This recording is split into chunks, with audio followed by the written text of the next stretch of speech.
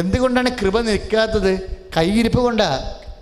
കാര്യങ്ങൾ അറിയാൻ പാടാതെ ദൈവത്തേക്കാൾ ഉപരി മനുഷ്യനെ സ്നേഹിച്ച് മനുഷ്യൻ്റെ സ്നേഹവും സന്ധിപ്പും കിട്ടാൻ വേണ്ടി കർത്താവിനെ മറന്നിട്ടാണ് കർത്താവ് വിട്ടുപോണത്. ദേവാലയത്തിൽ എപ്പോഴും ബൈബിൾ പറയും, സാംസണിൽ നിന്ന് കർത്താവ് ഇറങ്ങിപ്പോയത് അവൻ അറിഞ്ഞില്ല എന്ന് പറയും.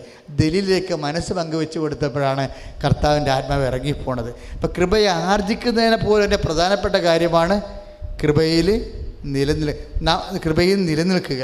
കൃപയിൽ നിലനിൽക്കുന്നവരാണെങ്കിൽ കർത്താവിന് ഇൻട്രസ്റ്റ് ഉള്ളതാണ്. അതുകൊണ്ട് ഞാൻ കുമ്പസാരിപ്പിച്ചപ്പോഴും അവളെ ഇത് ഒന്നുകൂടി അന്വേഷിക്കണമെന്ന് പറഞ്ഞപ്പോൾ എന്താന്ന് അന്വേഷിച്ച് വന്നപ്പോൾ എന്താ, ചെറുക്കൻ ഗംഭീര ഭ്രാന്തൻ. ആൾക്കാരൊക്കെ വന്നവർ വന്ന് അപ്പം തന്നെ ഫോൺ വിളിച്ച് വീട്ടിൽ പറഞ്ഞ് എല്ലാവരും അറിയിച്ചു, ഞാൻ ചാപ്റ്റർ ക്ലോസ് ചെയ്യണമെന്ന് പറഞ്ഞു. അപ്പം ഞാനവിടുത്തെ ഉരുണ്ട് പടച്ചെല്ലാം കൂടി എൻ്റെ പടുത്ത് വരുമെന്ന് പറഞ്ഞു. അപ്പോൾ എന്നോട് അതാണ് പരിശുദ്ധാത്മാ ദാനങ്ങളൊന്നാണ് ധൈര്യം. നമുക്ക് ധൈര്യമില്ല എന്നുണ്ടെങ്കിൽ അത് നമ്മളുണ്ടാക്കുന്ന ധൈര്യമല്ല, പരിശുദ്ധാത്മാവിലാണ് നമ്മൾ ഈ വിഷയം ചെയ്യണത്. അതുകൊണ്ട് പരിശുദ്ധാത്മാവ് ഇങ്ങനെയുള്ള കാഷ്വാലിറ്റീസ് എല്ലാം പ്രതിരോധിച്ചോളും. വിശ്വാസിക്ക് ഇവിടെ പ്രശ്നമൊന്നുമില്ല. വിശ്വാസം അല്ലാത്തവരാണ് മാനുഷികമായിട്ട് പേടിച്ചിട്ട് കൈയും കാര്യം മറക്കണത്. ഒരു ദിവസം വരും പരീക്ഷ ദിവസം എൻ്റെ മേടക്കൊട്ടി വെളുപ്പിന് 4 മണിക്ക്, അച്ഛാ ഇന്നയാൾ മരിച്ചെന്ന് പറഞ്ഞു. അപ്പോൾ ഞാനുടനെ ജനൽ തുറന്നു വെച്ചും ഞാൻ അയാളോട് പറഞ്ഞ് 7 മണിക്ക് കുർബാന കഴിയുമ്പോൾ ഒന്ന് വന്നോളാൻ പറഞ്ഞ്. അടക്കം അപ്പം തീരുമാനിക്കാം. ഇല്ല, അടക്കം ഞങ്ങൾ തീരുമാനിച്ചു 3:30 മണിക്കാണെന്ന് പറഞ്ഞു. ദറ്റ്സ് ഓക്കെ, എന്നാലും കണക്ക് തീർക്കാൻ വേണ്ടി വരേണ്ടി വരുമല്ലോ. ഞാൻ 7:30 മണിക്കെന്ന് പറഞ്ഞ് എൻ്റെ 6 മണിക്ക് എൻ്റെ കൈക്കാരൻ വരും. അപ്പോൾ കൈക്കാരൻ ഞാനുമായിട്ട് നല്ല ആത്മബന്ധമാണ്. ഞങ്ങൾ തമ്മിലൊരു മനസ്സാണ്. നമ്മൾ കൈക്കാരാ വെളുപ്പിനിങ്ങനെ ഒരു സംഭവം നടന്നിട്ടുണ്ട്. ഏതായാലും എൻ്റെ മനസ്സ് അത്ര സ്വസ്ഥമല്ല ഈ സംഭവം കേട്ടിട്ട്. അതാണ് ദൈവം നമ്മളെ രക്ഷിക്കുമെന്ന് പറഞ്ഞ ഇതാണ്. എൻ്റെ മനസ്സ് അത്ര സ്വസ്ഥമല്ല ഈ സംഭവം കേട്ടിട്ട്. വല്ല കുഴപ്പമുണ്ട് ആ മരണത്തിന്, ഒന്ന് അന്വേഷിക്കണമെന്ന് പറഞ്ഞു. കൈക്കാരൻ അപ്പം തന്നെ കുർബാനക്ക് പോലെ നിൽക്കാതെ വണ്ടിയെടുത്ത് പോയി തിരിച്ചു പറഞ്ഞ് നിൽക്കേ, ഒരു പണി ഇന്ന് നടക്കാൻ സംഭവമുണ്ട്. കാര്യം ഇയാൾക്ക് ഒരു ഭാര്യയുണ്ട് ഓൾറെഡി, അതിനെ തല്ലിപ്പായിച്ചിരിക്കുകയാണ് 15 കൊല്ലം മുമ്പ്. ഇവിടെ ഇപ്പം താമസിക്കുന്ന പെണ്ണ് ഇയാളുടെ ഭാര്യ അല്ല. അപ്പം അതുകൊണ്ട് നമുക്ക് പള്ളി അറിഞ്ഞിട്ട് അച്ഛന് പോയി പെണ്ണെടുക്കാൻ പറ്റത്തില്ലെന്ന് പറഞ്ഞു. ആ പെണ്ണെടുക്കാതെ അച്ഛൻ പോകാതെ വന്ന ഗുണ്ട ടീമായത് കാരണം വേണമെങ്കിൽ പള്ളി വന്ന് കസരത്തും കയ്യാങ്കളൊക്കെ കാണിക്കാം. അപ്പോൾ അതൊരു ഇഷ്യൂ ആണ്. അപ്പോൾ ഇഷ്യൂ ആകുമ്പോൾ പിന്നെ നമുക്ക് എന്താ ഉള്ളത്? ഇഷ്യൂ ഉണ്ടാകും മക്കളെ. തിന്മയ്ക്കെതിരെയുള്ള പോരാട്ടത്തിൽ ഇഷ്യൂ ഉണ്ടാകും. നമ്മൾ ഈ പരിശുദ്ധാത്മാവിന് വേണമെന്ന് പറഞ്ഞല്ല, പരിശുദ്ധാത്മാവിന് എന്തിന് വേണമെന്ന് നിങ്ങൾ ആദ്യം പറയണം. അപ്പോൾ പരിശുദ്ധാത്മാവ് ഇപ്പോൾ കൃപ ലഭിക്കാൻ പോകുമല്ലേ? അപ്പോൾ കൃപ ലഭിക്കാൻ പോകുമ്പോൾ നിങ്ങളുടെ പ്രോബ്ലം എന്ന് വെച്ച് കഴിഞ്ഞാൽ വെറുതെ കൃപ അപ്പം ചോദിക്കും, എന്തിനാണെന്ന് ചോദിക്കും. ഈ തുണിയില്ലാതെ വറക്ക് കഷത്തിൽ കിടക്കുന്ന ആളിന് വേണ്ടി സാക്ഷ്യം വയ്ക്കാനല്ലെങ്കിൽ കൃപ കിട്ടാൻ സാധ്യതയില്ല. അതാണ് പ്രശ്നം വരുന്നത്. കൃപ അവൻ മൂലം ഉണ്ടായതാണ്. അവൻ്റെ രക്തത്തിൻ്റെ വിലയാണ് കൃപ. ഒരു തുള്ളി കൃപയ്ക്ക് അവൻ്റെ ഒരു സൂചിക്കുത്ത് രക്തത്തിൻ്റെ വിലയുണ്ട്. അപ്പം അതുകൊണ്ട് അവൻ്റെ മരണത്തിൻ്റെയും ജീവൻ്റെയും വിലയാണ് കൃപ. ഇപ്പം നമ്മൾ കൃപ ചോദിച്ചാൽ ഫോർ വാട്ട് എന്ന് ചോദിക്കും. ഉടനെ ചോദിക്കും, ഇതൊക്കെ എന്തിനു വേണ്ടിയാണ് കൃപയെന്ന് ചോദിക്കും. അപ്പോൾ ഉടനെ നിങ്ങൾക്ക് പറയണം, എൻ്റെ കർത്താവിൻ്റെ പുനരുത്ഥാനത്തിന് വേണ്ടി സാക്ഷ്യം വഹിക്കാനാണെന്ന്. കൈ അടിച്ച് കർത്താൻ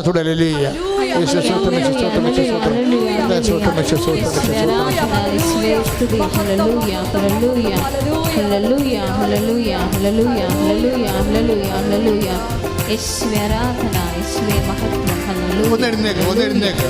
ഹല്ലേലൂയ ഹല്ലേലൂയ ഹല്ലേലൂയ ഹല്ലേലൂയ ഹല്ലേലൂയ ഹല്ലേലൂയ ഹല്ലേലൂയ ഹല്ലേലൂയ ഹല്ലേലൂയ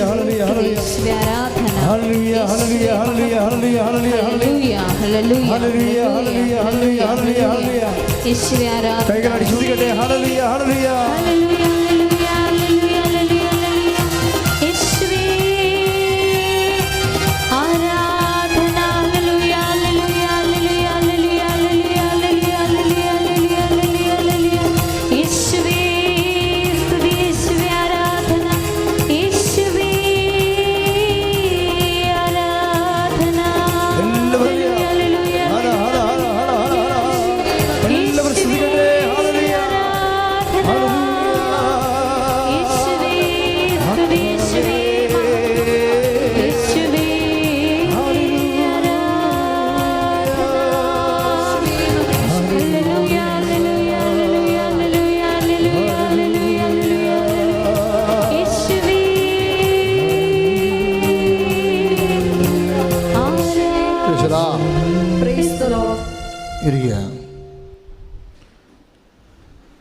കൃപ എപ്പോഴും ദൗത്യം നിറവേറ്റാൻ വേണ്ടിയാണ്. നമ്മളെപ്പോഴും ശ്രദ്ധിക്കണം. കൃപ എന്താണെന്ന് നമ്മൾ ആദ്യ ദിവസം മുതൽ കാണാൻ തുടങ്ങിയതാണ്. കൃപ എന്താണ്? ദൈവത്തിൻ്റെ ശക്തി. 2 Corinthians 12:9-10. ബലഹീനതയിലാണ് ദൈവത്തിൻ്റെ ശക്തി പ്രവർത്തിക്കുന്നത്. കൃപ ദൈവത്തിൻ്റെ ശക്തി. പക്ഷേ ഉള്ള പ്രശ്നം, കൃപ യേശുക്രിസ്തുവിൻ്റെ പീഡാനുഭവവും കുരിശുമരണവും വഴി പിതാവിനെ പ്രസാദിപ്പിച്ചപ്പോഴുണ്ടായ പിതാവിൻ്റെ പ്രസാദമാണ് കൃപ. അതുകൊണ്ടാണ് യോഹന്നാൻ 1:17 പറയണത് കൃപയും സത്യവും യേശുക്രിസ്തു വഴി ഉണ്ടായി എന്ന് പറയണത്. അപ്പോൾ ഇനി കൃപ എന്തിനാണെന്ന് നമ്മൾ ചോദിച്ചാൽ, ഈ പുനരുത്ഥാനത്തിന് അപ്പോസ്തലന്മാർ കർത്താവിൻ്റെ പുനരുത്ഥാനത്തിന് ശക്തിമത്തായ സാക്ഷ്യം നൽകാൻ. അത് വിവാഹ ജീവിതത്തിലായാലും കുടുംബജീവിതത്തിലായാലും ഓഫീസ് ജീവിതത്തിലായാലും എല്ലായിടത്തും സത്യത്തിന് സാക്ഷ്യം നൽകാൻ. പുനരുത്ഥാനം എന്ന മഹാകാര്യം. ഇപ്പോൾ പുനരുത്ഥാനം തന്നെ ഉള്ള വിഷയം. നമ്മുടെ ഓഫീസ് ലൈഫ്, വിവാഹ ജീവിതം, നമ്മുടെ കച്ചവടം എല്ലാം എന്തിനു വേണ്ടിയാണ്? പുനരുത്ഥാനത്തിൻ്റെ സാക്ഷ്യമാകാനാണ്. അപ്പോൾ പുനരുത്ഥാനം നഷ്ടപ്പെടുത്തുന്നത്, പുനരുത്ഥാനം തന്നെ വളരെ ശ്രദ്ധിക്കേണ്ട ഒരു വിഷയമാണ്. കാര്യം പുനരുത്ഥാനം തന്നെ 2-3 തരമുണ്ട്. പുനരുത്ഥാനം തന്നെ മികച്ച പുനരുത്ഥാനമുണ്ട്, സാധാരണഗതിയിലുള്ള സാധാ പുനരുത്ഥാനമുണ്ട്, പിന്നെ കുറച്ച് ലോ ലെവൽ പുനരുത്ഥാനമുണ്ട്. അപ്പം നിങ്ങൾ ഓർക്കുവേ, ഓരോരുത്തന്മാർ ഇപ്പം നമ്മൾ ദൈവത്തിന് വേണ്ടി, ഇപ്പം ഞാനാണ് എന്താ ചെയ്തത്? ഞാൻ പറഞ്ഞ് ശരി കൈക്കാരാ, ഇത് ഈ 2 ഭാര്യനെയും പെണ്ണിനെയും വെച്ചുകൊണ്ടിരുന്ന, ഒരു പെണ്ണിൻ്റെ ജീവിതം നശിപ്പിച്ചു, വേറെ പെണ്ണിനെയും വെച്ചുകൊണ്ടിരിക്കുന്ന ആളെ നമ്മൾ പള്ളിയിൽ പോയി അച്ഛൻ പോയി തന്നെ വ്യഞ്ചരിച്ചെടുത്തുകൊണ്ട് പോകണത് ഇനിയുള്ള ആൾക്കാർക്ക് പെണ്ണുപിടുത്തത്തിന് അതിന് വളമാകും. പാപത്തിന് വളം ഉണ്ടാക്കണം. വിളിക്കാൻ തക്കണ പാണ്ടാൻ പോണി പാപത്തിന് പിന്നെയും വളം ഉണ്ടാക്കുകയല്ലേ ഉണ്ടാകത്തുള്ളൂ. പുരോഹിതനെ വെച്ചിരിക്കുന്നത് പാപത്തിൻ്റെ ആക്കവും തൂക്കവും വ്യാപനവും തടയുകയും വിശുദ്ധി വളർത്തുകയും ചെയ്യാനാണ്. അതിന് പകരം പുരോഹിതൻ തന്നെ പാപത്ത് വീഴുകയും പാപത്ത് നിൽക്കുന്ന ആൾക്കാർക്കെല്ലാം വളം വെച്ച് കൊടുക്കുകയും ചെയ്ത് കഴിഞ്ഞാൽ സാക്ഷ്യമാകുന്നതിന് പകരം സാക്ഷിയായി മാറും. ആരും കർത്താവിലേക്ക് വരത്തില്ല. അങ്ങനെ നിൽക്കണമെങ്കിൽ ഇമ്മിണി ധൈര്യം വേണം. ഇഷ്യൂ ചിലപ്പോൾ ഉണ്ടാവും. അപ്പോൾ എനിക്ക് പിന്നെ ഉള്ളൊരു ഗുണമെന്ന് പറയുന്നത്, നിങ്ങൾക്കും ആ ഗുണം ഉണ്ടാകും. ഞാൻ എപ്പോഴും അമ്മയോട് പറയും, അമ്മേ നമ്മൾ രണ്ടും കൂടി ഒരു ഇടവകയിൽ പോകുന്നു, നമ്മൾ തന്നെ തിരിച്ചു പോരുകയും ചെയ്യും ദൗത്യം കഴിയുമ്പോൾ. അവിടെ വെച്ച് പ്രത്യേകിച്ച് മനുഷ്യരോട് പ്രത്യേകമായൊരു താല്പര്യമാണ് അങ്ങനൊന്നുമില്ല. കർത്താവിൻ്റെ ശുശ്രൂഷ നടക്കാൻ പറ്റിയ ബന്ധങ്ങൾ, ജനങ്ങളെല്ലാം സ്നേഹിക്കും, അവരർഹിക്കുന്നതിനേക്കാളും സ്നേഹിക്കും. നമുക്ക് സമയവും സമ്പത്തും ഉണ്ടെങ്കിൽ എല്ലാം പങ്കുവെക്കും. പക്ഷേ ആവശ്യമില്ലാത്ത ഒരു അറ്റാച്ച്മെൻറ്റും വെക്കത്തില്ല. ഇഷ്യൂ ഉണ്ടെങ്കിൽ പ്രാർത്ഥിച്ച് കൈകാര്യം ചെയ്യും. അതിനുവേണ്ടി ഗ്രൂപ്പ് ഉണ്ടാക്കത്തില്ല. ഒരു അച്ഛൻ്റെ ഗ്രൂപ്പ്, അമ്മയുടെ ഗ്രൂപ്പ് അങ്ങനെ ഉണ്ടാക്കത്തില്ല. നേരെ നിൽക്കും. നേരെ നിന്നിട്ട് നിവർത്തിയില്ലെങ്കിൽ ആൾക്കാരെ കിടക്കും. കാര്യം എന്താണ്? സത്യം പറഞ്ഞാൽ വീട്ടിൽ നിന്ന് ഇറങ്ങി പോകുമ്പോൾ സഭ പോലും എൻ്റെ മനസ്സിലില്ലായിരുന്നു. കർത്താവ് മാത്രമേ ഉണ്ടായിരുന്നുള്ളൂ. അപ്പം കർത്താവ് നമ്മളെ സ്നേഹിച്ചുകൊണ്ട് നമ്മൾ കർത്താവിൻ്റെ ജോലി ചെയ്യണം. കർത്താവിൻ്റെ ജോലി ചെയ്യാനൊരു ഇടം സഭ അത്രേ ഉള്ളൂ. കർത്താവിൻ്റെ ജോലി ചെയ്യാൻ കർത്താവിന് ഇഷ്ടപ്പെട്ടൊരിടം, സഭ കർത്താവിൻ്റെ വിശുദ്ധമായ രക്തത്താൽ കർത്താവ് സ്ഥാപിച്ചതായതുകൊണ്ട് കർത്താവിൻ്റെ ഇഷ്ടപ്പെടാത്ത ഇടത്ത് നമ്മൾ ഒന്ന് ജോലി ചെയ്യുന്നു. പക്ഷേ ആ കർത്താവിൻ്റെ ജോലി ചെയ്യുമ്പോൾ നമ്മളെ സഹായിക്കേണ്ടതും ധൈര്യപ്പെടുത്തേണ്ടതും ആരാ? പരിശുദ്ധാത്മാവാണ്. ഞങ്ങൾക്കും നിങ്ങൾക്കും നമ്മൾ രണ്ടും ചെയ്യണത് ഒരു ജോലി തന്നെയാണ്. നിങ്ങൾ വിവാഹത്തിലൂടെ ഈശോയെ മഹത്വപ്പെടുത്തുന്നു, ഞാൻ എൻ്റെ സമർപ്പിത അല്ലെങ്കിൽ അഭിഷേക ജീവിതത്തിലൂടെ മഹത്വപ്പെടുന്നു. രണ്ടും ഒരു ജോലിയാണ്. അപ്പോൾ നമ്മൾ രണ്ടും ചെയ്യണത് നമ്മുടെ മണ്ഡലങ്ങളിലെല്ലാം ദൈവരാജ്യം തന്നെ ഉണ്ടോയെന്ന് നോക്കണം. ലോകരാജ്യം, ഇവിടെ ലോകരാജ്യത്ത് ജീവിച്ചിട്ട് പിന്നെ എങ്ങനെ ദൈവരാജ്യം കിട്ടണത്? ITI ആണ് പഠിച്ചിരിക്കുന്നത്, അയാൾക്ക് IASൻ്റെ കാറ്റഗറിയിലോട്ട് എങ്ങനെ കയറാൻ പറ്റും? കയറാൻ പറ്റത്തില്ല. ഇവിടെ ലോകരാജ്യത്തിലുള്ള ആൾക്കാർ എന്നും കൊന്നും ലോകരാജ്യത്ത് തന്നെയാണ്. ഇവിടെ നരകരാജ്യത്ത് ജീവിക്കുന്ന ആൾക്കാർ എന്നും കൊന്നും നരകരാജ്യത്ത് തന്നെയാണ്. ഇനി വെറുതെ ഇങ്ങനെ ഇപ്പോൾ SLC വരുന്ന റിസൾട്ട് വരാൻ പോണില്ലേ? അപ്പോൾ C+ മേടിച്ചിട്ട് കാര്യമൊന്നുമില്ല. പുനരുത്ഥാനത്തിലുണ്ട് C+, പിന്നെ C ഉണ്ട്, പുനരുത്ഥാനം C. പുനരുത്ഥാനം എന്ന് ചെയ്ത് കഴിഞ്ഞാൽ ചാക്കോ പുനരുദ്ധാനം ചെയ്തു. അപ്പോൾ കർത്താവ് നോക്കുമ്പോൾ C ആണ്, C+ ആണെന്ന് നോക്കൂ. ഇപ്പോൾ പത്രോസ് പ്രഖ്യാപിക്കുകയാണ്, അപ്പോൾ ചാക്കോ അല്ലെങ്കിൽ എലിസക്കുട്ടി പുനരുദ്ധാനം ചെയ്ത് ലോകത്തെ ജയിച്ച്. പക്ഷേ ഈ പുനരുദ്ധാനത്തിന് ഏതാണ്? C+ ഉണ്ട്, അതിൻ്റെ അകത്ത് C ഉണ്ട്, B ഉണ്ട്, B+ ഉണ്ട്, A ഉണ്ട്, A+ ഉണ്ട്. ഇതാണ് ഈ പ്രശ്നം പറയുന്നത്. ഇവിടെ പുനരുത്ഥാനത്തിൻ്റെ അത് ഗ്രഡേഷൻസ് ഉണ്ട്. അതറിഞ്ഞില്ലെങ്കിൽ ഇപ്പം ഈ ബാറ് നടത്തുന്ന ആൾക്കാരില്ലേ, രണ്ട് ഇപ്പോൾ അങ്കമാലിലൊക്കെ ചെല്ലുമ്പോൾ ക്രിസ്ത്യാനികളുടെ ബാറ് കുറേ ഉണ്ട് അവിടെ. അപ്പം ഈ ബാറ് നടത്തുന്നവരും കുറേ ആൾക്കാർ ഇങ്ങനെ ആൾക്കാരെ മദ്യം കൊടുത്ത് കൊല്ലുകയും ചെയ്യും. അതുപോലെ ബാറിൻ്റെ കൂടെ തന്നെ ഇപ്പോൾ വലിയ എക്സ്പോർട്ട് ഒക്കെ നടത്തുന്ന ആൾക്കാരില്ലേ, എക്സ്പോർട്ടൊക്കെ നടക്കുന്ന ആൾക്കാർ ഭയങ്കര അവിടുത്തെ ബിസിനസ് ഡീലൊക്കെ നടത്തുന്നത്. ഈ ബിസിനസ് ഡീല് ആനയാണ് കൂനാണെന്ന് പറഞ്ഞാലും ബിസിനസ്സൊക്കെ ഒക്കണമെങ്കിൽ പെണ്ണ് കൊടുക്കേണ്ട പാട്ടി പെണ്ണ് കൊടുക്കണം, പണം കൊടുക്കേണ്ട പാട്ടി പണം കൊടുക്കണം. ചില ആൾക്കാരൊക്കെ കൈവിട്ട് ചെയ്യുകയും ചെയ്യും, ഒരു പ്രശ്നവുമില്ല. ഇതിനൊക്കെ ഏജൻസികളെ വെച്ചിരിക്കുകയാണ്. അപ്പോൾ എന്താ പറയുക, ഇങ്ങനെ ഈ ലോകത്ത് ബിസിനസ്സിന് ലാഭം ഉണ്ടാക്കാൻ വേണ്ടി വ്യഭിചാരത്തിന് വേണ്ടിയുള്ള എല്ലാ സംവിധാനം ചെയ്ത് കൊടുത്ത്, മദ്യത്തിന് വേണ്ടിയുള്ള എല്ലാ അഴുക്ക് കെട്ട വഴികളും ചെയ്തിട്ട് ഇയാളും കുറച്ച് കഴിയുമ്പോൾ പള്ളി വെച്ച് കൊടുക്കും. സഭയ്ക്ക് പള്ളി വേണം. ഫാദർ ഞാൻ 2 കോടി തന്നൊക്കെ, അവനൊക്കെ ചാക്കോച്ചൻ 2 കോടി, മാതാവേ തോമാച്ചൻ 3 കോടി. ഇപ്പോൾ തോമാച്ചനും ചാക്കോച്ചൻ ചെയ്യുന്ന പണിയെന്താ?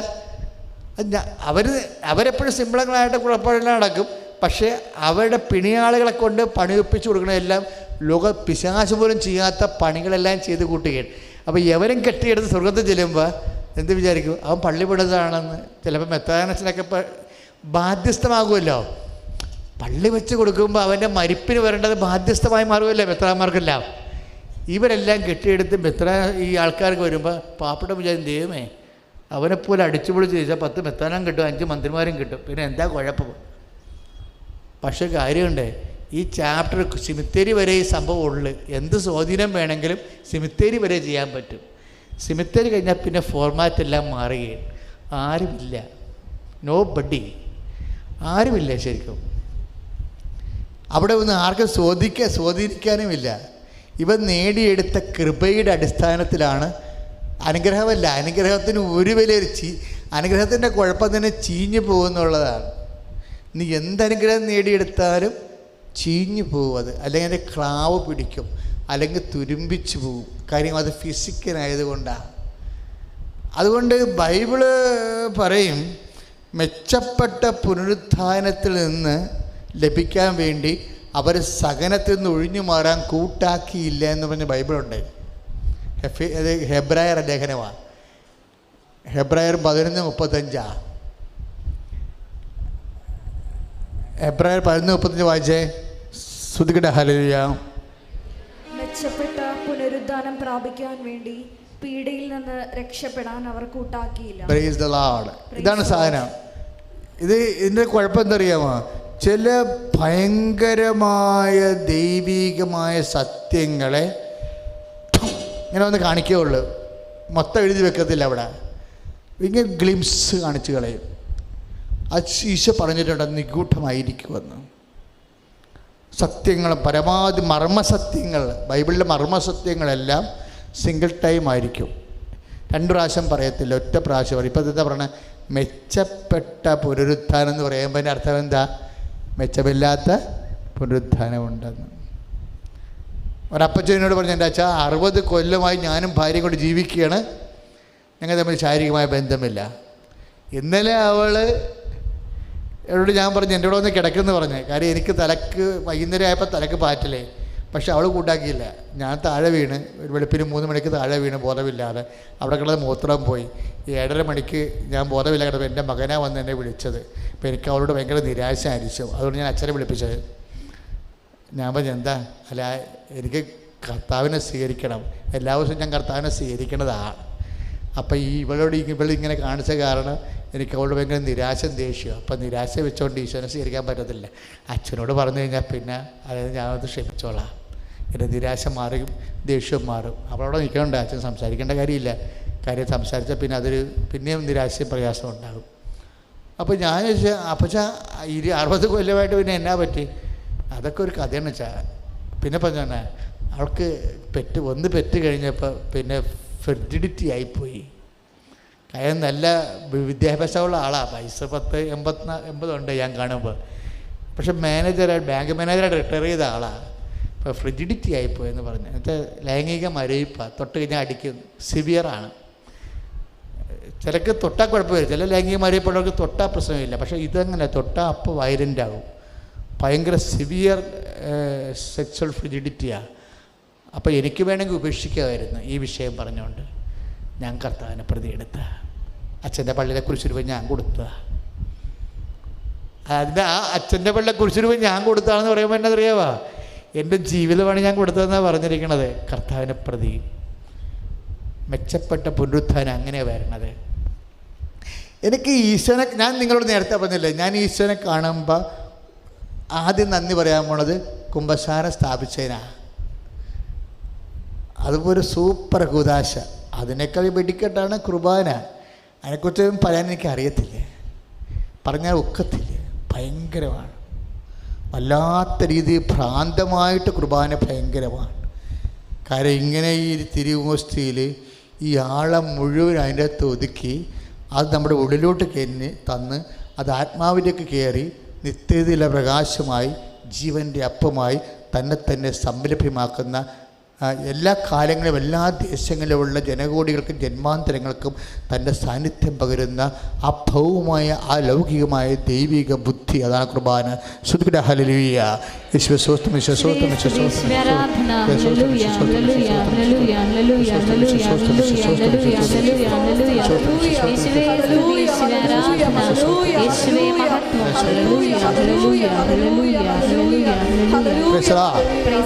ഒന്നിനു വായിച്ചേ. മെച്ചപ്പെട്ട പുനരുത്ഥാനം, വായിക്കേ.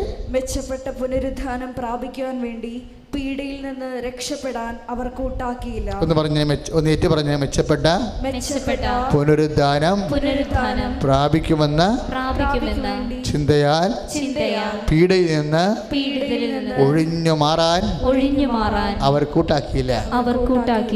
ഈ അപ്പച്ചൻ ആ ഒരു സംഭവമാണ്. ഞാൻ പോരാൻ നേരത്ത് അപ്പൻ്റെ മകനെ വിളിച്ചും പറഞ്ഞേ, അപ്പം മരിക്കുമ്പോൾ ഞാൻ എവിടെയാണ് എന്നെ വിളിച്ചേക്കണേ. വേറെ ഒന്നും പറഞ്ഞില്ല. കാര്യം എന്താ, ഈ മനുഷ്യൻ ഒരു ഭയങ്കര മഹാവിശുദ്ധനാണ്. അതെന്താ പറഞ്ഞത്? അച്ഛാ എനിക്ക് വേണമെങ്കിൽ അവളെ ഉപേക്ഷിക്കാമായിരുന്നു. കാര്യം എനിക്ക് ശാരീരികമായിട്ട് കുടുംബപരമായിട്ട് ഒരു ബന്ധമില്ല. കാര്യം ഈ ഒരു പ്രശ്നമുള്ള കാരണം അവൾക്ക് മാനസികമായിട്ടും ആരോടും ഐക്യപ്പെടാൻ പറ്റണില്ല. പിന്നെ ഇത് കഴിഞ്ഞ സാധനത്തിന് ചോദ്യം കാര്യമില്ല. പക്ഷേ ഞാൻ 60 കൊല്ലവും കൊണ്ടു നടന്ന്. ആ അപ്പന് വചനം അറിയത്തില്ല, പക്ഷേ ഈശോയോട് സ്നേഹം അറിയാം. വചനം അറിഞ്ഞില്ലെങ്കിലും ദൈവത്തോട് സ്നേഹം ഉണ്ടായാൽ മതി. ഈശോനെ പ്രതിയാണ് അച്ഛ. അതാണ് പറഞ്ഞത്, അച്ഛൻ്റെ പള്ളി ഇരിക്കണ കുരിശുരൂപം ഞാൻ കൊടുത്തതാണ്. എൻ്റെ അർത്ഥം അതെൻ്റെ ജീവിതമാണെന്ന് എൻ്റെ അർത്ഥം. എന്താ, മെച്ചപ്പെട്ട പുനരുത്ഥാനം. വേണമെങ്കിൽ അവർക്ക് രജിസ്റ്റർ ചെയ്യുകയോ വേറെ പെണ്ണെ കൊണ്ടുവരികയോ ചെയ്യാമായിരുന്നു. അല്ലെങ്കിൽ ഇങ്ങനെയുള്ള ആൾക്കാർ കാണിക്കണ ചുറ്റിക്കളിക്ക് പോകാമായിരുന്നു. പലതരത്തിലുള്ള ഔട്ട് പോസ്റ്റും പലതരത്തിലുള്ള ലൈംഗിക അവറേഷൻസൊക്കെ വെച്ച് കൊടുത്തില്ലേ. അങ്ങനെയുള്ള ഒരു ഫൗൾസിനുമില്ല. ആൾ തന്നെ പ്രാർത്ഥിച്ച് ആളിൻ്റെ ലൈംഗിക ആസക്തികളുടെ മേൽ അഭിഷേകം മേടിച്ചെടുക്കും. നിങ്ങൾക്കറിയാമല്ലോ, എല്ലാ ആസക്തികളുടെ മേലും അഭിഷേകമുണ്ട്. പിന്നെ വെറുതെയാണ് സഭ ഇവിടെ നിലനിൽക്കുന്നത്. നിങ്ങൾക്ക് പറഞ്ഞ കടുക്കാവെള്ളം കുടിച്ചിട്ടാണ് അച്ഛന്മാർ നിലനിൽക്കണമെന്ന്. ഒക്കെ ചുമ്മാ സിനിമക്കാർ പറയണതാണ്. ഞങ്ങൾക്ക് 10 കൊല്ലമായി കർത്താവിനോട് ജീവിക്കണേ. ഇതിനൊരു അഭിഷേകമുണ്ട്. ശരിക്കും കന്യത്വത്തിൻ്റെ അഭിഷേകമുണ്ട്. അതുപോലെ ബ്രഹ്മചര്യത്തിൻ്റെ അഭിഷേകമുണ്ട്. കുറേ നാൾ പ്രാർത്ഥിച്ച് കഴിയുമ്പോൾ കർത്താവ് നമ്മൾ ആ മേഖല അഭിഷേകം ചെയ്ത് കളയും. മുത്തുച്ചിപ്പി ഇങ്ങനെ ഇരുന്നുകൊണ്ട് അകത്തകത്തിരിക്കുമ്പോൾ അകത്തകത്തിരുന്ന് അതിനെ ഇരുട്ടിട്ട് ചെയ്യുമ്പോൾ എന്താ ചെയ്യണേ? മുത്തുച്ചിപ്പി തന്നെ എൻ്റെ സ്രാവം കൊണ്ടുവന്ന് അകത്ത് കയറിപ്പോയ കല്ലിനെ അങ്ങ് മൂടിക്കളയും. അത് പിന്നീട് രത്നമായി മാറും. എല്ലാത്തിനും നിങ്ങൾക്കറിയാവോ, നിങ്ങളുടെ ജീവിതത്തിലെ ഉണ്ടാകുന്ന വേദനപ്പാടുകൾ. ഇപ്പം ഞാൻ ചോദിക്കട്ടെ, ആ മരുമോളെന്ന് പറയുന്ന ആൾ, ഈ ബെഡിഡനായിട്ടുള്ള ആളെ എത്ര കൊല്ലം ജീവിപ്പിച്ചെന്നാണ് പറയണേ? 14 കൊല്ലം. എങ്ങനെയാ ഈ തീട്ടത്തിൻ്റെയൊക്കെ മണം കേട്ടുകൊണ്ട്, മൂത്തത്തിൻ്റെ മണം കേട്ടുകൊണ്ട് അവിടെ ഭക്ഷണം പാകം ചെയ്ത് ഈ എണ്ണയും കുഴമ്പുമായിട്ട് ഇങ്ങനെ ഒരു രക്തസാക്ഷിയെപ്പോലെ ജീവിക്കണം? എന്താ മാർട്ടിഡാ, ഇത് രക്തസാക്ഷിത്വമാണ്. സെബസ്ത്യാനോസിൻ്റെയും ലോറൻസിൻ്റെയും കൂടെയൊക്കെ എണ്ണപ്പെടാൻ പറ്റിയ ഒരു രക്തസാക്ഷിത്വമാണ്.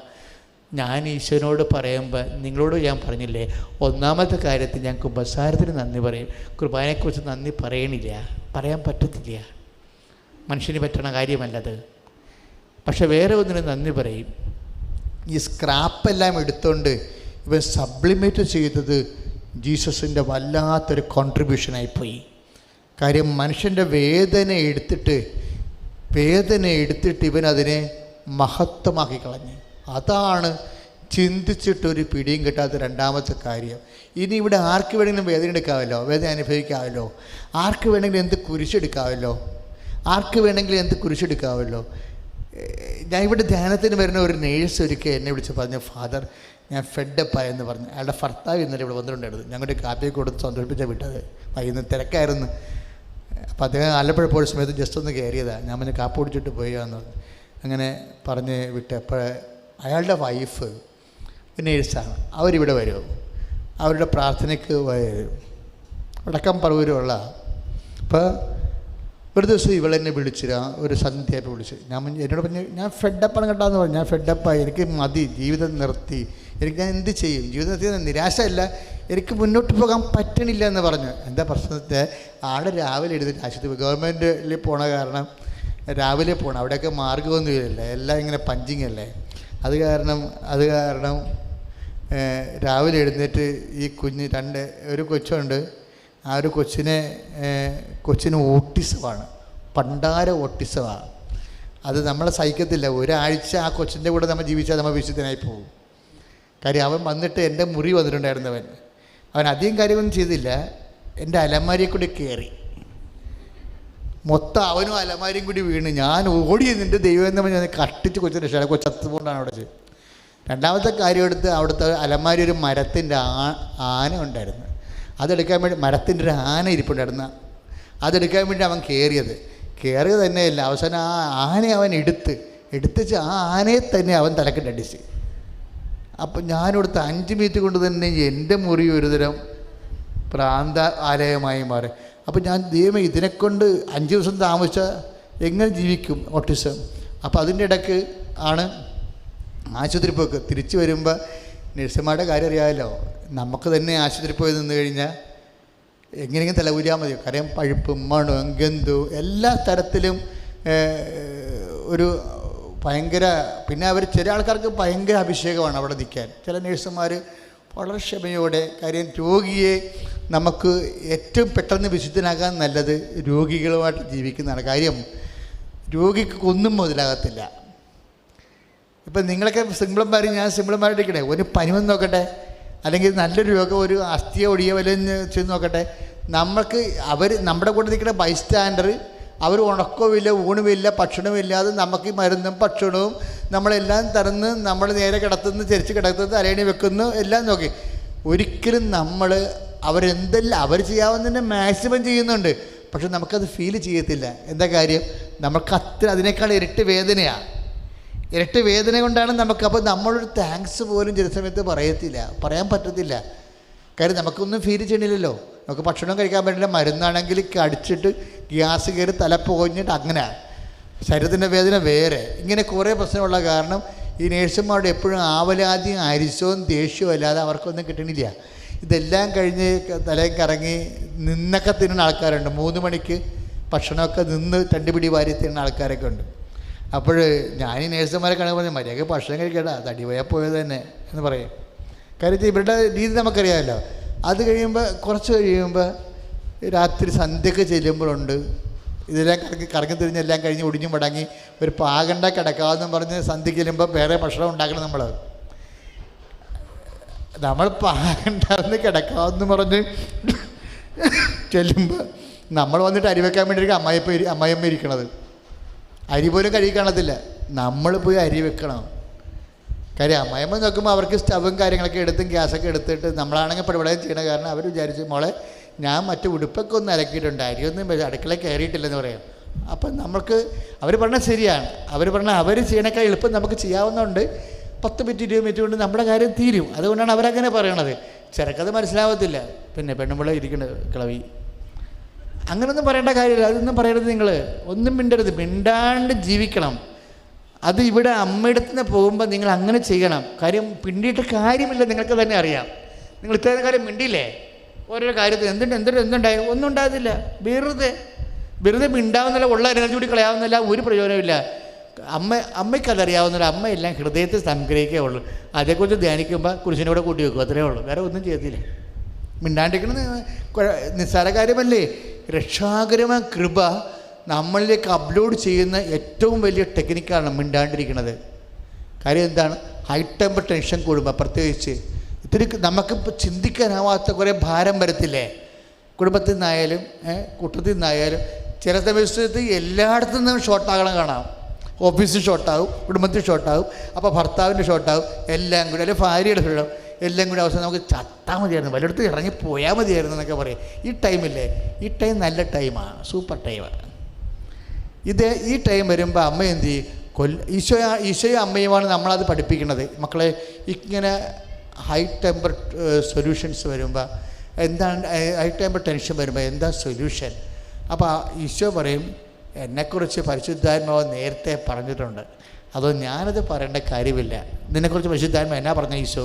അപ്പം നീ ഐസയാ വയ്ക്കാം, കൊല്ലാൻ കൊണ്ടുപോകുന്ന കുഞ്ഞാടിനെ പോലെ അവൻ ശാന്തനായിരുന്നെന്ന്.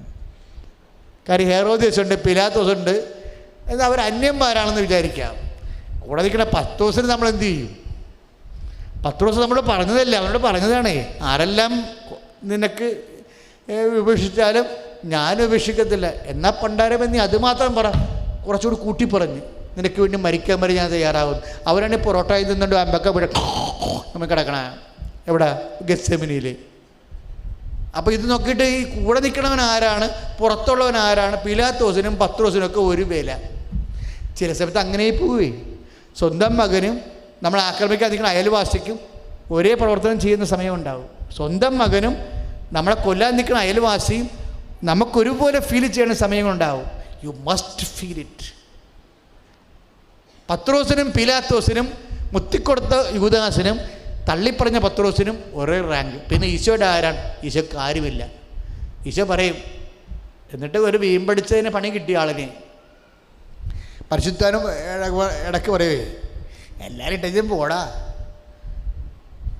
എല്ലാവരും ഇട്ടച്ചും പോടാന്ന് മാത്രമേ പരിശുദ്ധാനും പറഞ്ഞുള്ളൂ. പിന്നെ കൈത്തിട്ട് കുറച്ച് കാര്യം പറഞ്ഞ് അവിടെയാണ് പണിയായിപ്പോയത്. എല്ലാവരും ഇട്ടച്ചും പോടാ. അപ്പോൾ പരിശുദ്ധാത്മ ഈശോ അപ്പോസ്തലന്മാർ പറഞ്ഞ്, നീയൊക്കെ എല്ലാം എന്നെ ഇട്ടച്ച് പോകുമെന്ന് പരിശുദ്ധാത്മാവ് പറയുന്നുണ്ട്, പക്ഷേ വേല മനസ്സിരിക്കേ ഉള്ളൂ, ഞാൻ ഏകനല്ല, പിതാവ് എൻ്റെ കൂടെ ഉണ്ടെന്ന് പറയും. അത് പണിയായി. അവസാനം പിതാവും പോകും. പിതാവ് പോകുമ്പോഴാണ് ആളെ കുറിച്ചൊക്കെ കിടന്ന് കാറണത്. ഈശോനെ നമ്മൾ ഇഷ്ടപ്പെട്ട് പ്രണയിച്ചു പോകും നമ്മൾ. എന്താ വെച്ച് കഴിഞ്ഞാൽ ഇവനൊരു മനുഷ്യന് കടന്നു പോകാവുന്ന എല്ലാ കടമ്പകൾ കടന്നുപോയതല്ല, കടന്നുപോയ കടമ്പകളുടെ മുമ്പിൽ ഇവൻ കൈവരിച്ച ഇവൻ്റെ മാത്രം നിലപാടുകളുണ്ട്. ഇവൻ്റെ നിലപാടെന്താണ്? ഹെലായ് ലാമാനി, എന്തുകൊണ്ട് എന്നെ ഉപേക്ഷിച്ചു എന്ന് പറഞ്ഞു. എന്നിട്ട് മരിച്ചില്ലല്ലോ, മരിക്കത്തില്ല. മരിക്കണ മുമ്പ് മക്കളെ, മരിക്കണതും മരിക്കാത്തതല്ല പ്രശ്നം, മരിക്കണ മുമ്പ് നീ എന്ത് പറഞ്ഞു എന്നുള്ളതാണ് പ്രശ്നം. മരിക്കണം ഒരു കാര്യം, എനിക്കറിയാം അപ്പന് എന്നെ ഒന്നും ഉപേക്ഷിക്കാൻ പറ്റത്തില്ലെന്ന്. പിന്നെ ഇപ്പം ഇവിടെ സംഭവിച്ചിരിക്കുന്നത് അപ്പൻ്റെ ഇഷ്ടം. അപ്പൻ്റെ ഇഷ്ടം ഇതാണെങ്കിൽ, ഞാൻ മരിക്കുമ്പോൾ എൻ്റെ കൂടെ നിൽക്കാൻ പറ്റാത്തതാണ് അപ്പൻ്റെ ഇഷ്ടമെങ്കിൽ, Thy kingdom come, Thy will be done on earth as in heaven. ഈശോയോട് ഞാൻ എപ്പോഴും ചോദിക്കും, നീ പഠിപ്പിച്ച പ്രാർത്ഥന വെടിക്കെട്ട് പ്രാർത്ഥനയാണ്. നിൻ്റെ ജീവിതമാണ്, എൻ്റെ ജീവിതം ആക്കണമെന്ന് നീ ആഗ്രഹിച്ച പ്രാർത്ഥനയാണ് നീ ഞങ്ങളെ പഠിപ്പിച്ചത്. അങ്ങയുടെ നാമം പൂജിതമാകണമേ. കുരിശത്തൂങ്ങി മരിച്ചാലും വേണ്ടില്ലപ്പാ, നിൻ്റെ നാമം പൂജിതമാകണം.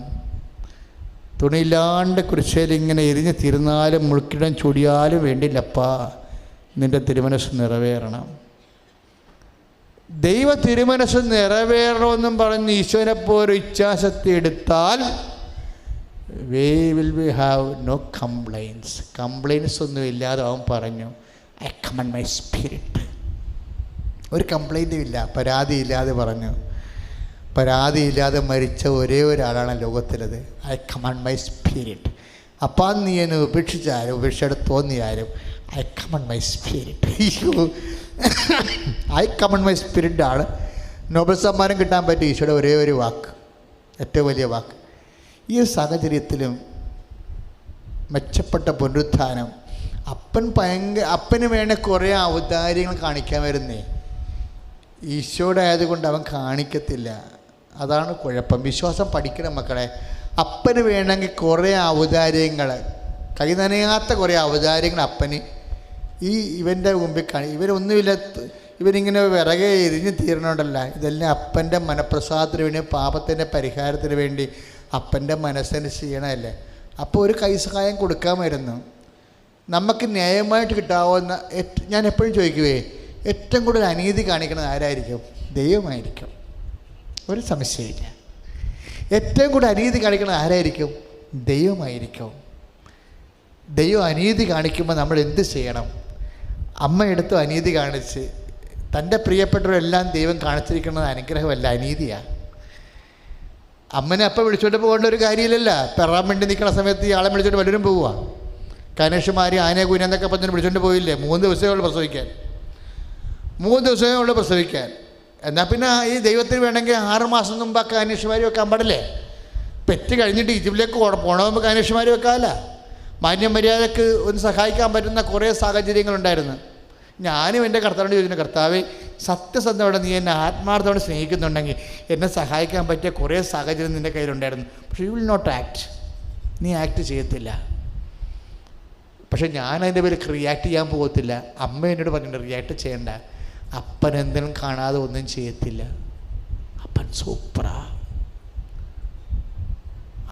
അമ്മയാണെങ്കിൽ പരിശുദ്ധാത്മാവ് ആദ്യമേ നീ ഗർഭം ധരിച്ച പുത്രനെ പ്രസവിക്കും, അവൻ മഹാനായിരിക്കും, യാക്കോബിൻ്റെ ഗോത്രത്തിൽ അവൻ എന്നേക്കും ഭരണം നടത്തും, ദാവീദിൽ നഷ്ടപ്പെട്ട ഒരു രാജ്യം തിരിച്ചു കൊടുക്കുമെന്നൊക്കെ ഒത്തിരി നല്ല മോഹനമായ സങ്കല്പങ്ങളെ കൊടുത്തപ്പോഴും മാലാഖ ഇത് പറഞ്ഞുകൊണ്ടിരിക്കണതിന് മുമ്പ് അമ്മ ചോദിച്ചു, how can I bear it, how can I withstand, how can I confront, എങ്ങനെ ഞാൻ ഇതിനെ അതിജീവിക്കും ചോദിച്ചപ്പോൾ മാലാഖ പറഞ്ഞ്, പരിശുദ്ധാത്മാവ് വിൽ കം അപ്പോൺ യു. പരിശുദ്ധാത്മാവ് നിൻ്റെ മേൽ വരും. അപ്പം ദൈവത്തിൻ്റെ വർത്തമാനത്തിൽ, ദൈവവചനത്തിന് ഭാവിയും ഭൂതവും വർത്തമാനമൊന്നും ഇല്ലാത്തതുകൊണ്ട് ദൈവത്തിന് ഭാവിയില്ലല്ലോ, ദൈവത്തിന് ഭൂതവുമില്ല, നിത്യവർത്തമാനം ജീവിക്കുകയും. അപ്പം നിത്യവർത്തമാനത്തിനൊരു ഫ്യൂച്ചർ ടെൻസാണ് പറയണത്.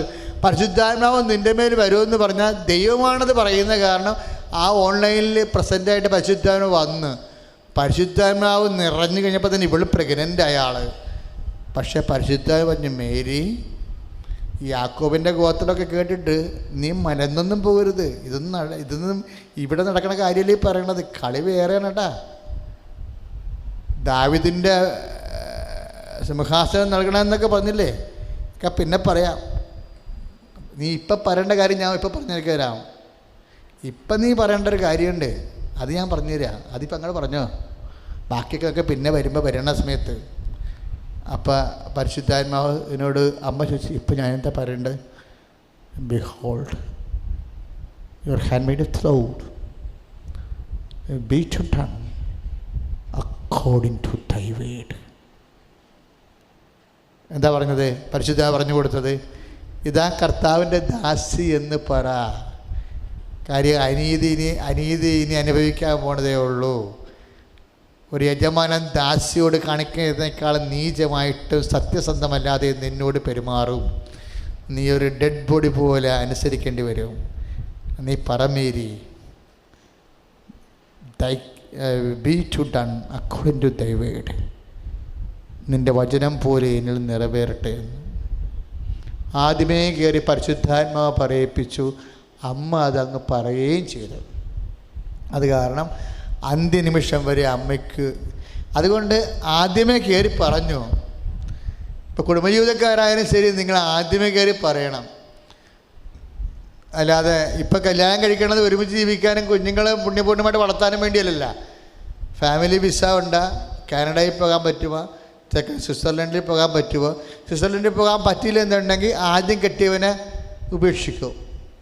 എന്നിട്ട് കാനഡയിൽ പോകാനുള്ളത് then why should I choose you എന്നൊക്കെ പറഞ്ഞുകൊണ്ട് തേപ്പുകാരത്തി പറയണില്ലേ, നമ്മൾ യൂട്യൂബിൽ പണ്ടല്ല, then why should I choose you എന്ന് ചോദിക്കണില്ലേ. അതുപോലെ ഇപ്പം ഞാൻ എന്തുകൊണ്ട് നിന്നെ എടുക്കണം എന്ന് വെച്ച് കഴിഞ്ഞാൽ കിട്ടണ ശമ്പളത്തിൻ്റെയും ചെന്നെത്തണ ഡെസ്റ്റിനേഷൻ്റെയും ലക്ഷ്യം വെച്ചുകൊണ്ട് കല്യാണം കഴിക്കുന്നത് ദൈവരാജ്യത്തിൻ്റെ വിവാഹമല്ല. കുഴപ്പമില്ല, നിങ്ങൾക്ക് പറ്റുന്നവരൊക്കെ പറ്റുന്നത് ചെയ്തോ. എൻട്രി വരുമ്പോൾ പിന്നെ അവിടെ ശാസ്ത്രീയ വർത്തമാനം പറയരുത്. നിത്യതയിൽ വരുമ്പോൾ മെച്ചപ്പെട്ട പുനരുത്ഥാനമാണ് നമ്മുടെ വിഷയം. ഈ കൃപയെ ആർജിക്കണം എന്തിനു വേണ്ടിയാണ്? മെച്ചപ്പെട്ട പുനരുത്ഥാനത്തിന് വേണ്ടിയാണ്. മെച്ചപ്പെട്ട പുനരുത്ഥാനം കിട്ടാൻ വേണ്ടി അപ്പ മാറിക്കളഞ്ഞില്ലേ? അപ്പാടെ മെയിൻ പരിപാടി മാറിക്കളയലാണ്. ഇവിടെ മാറിക്കളഞ്ഞില്ലേ?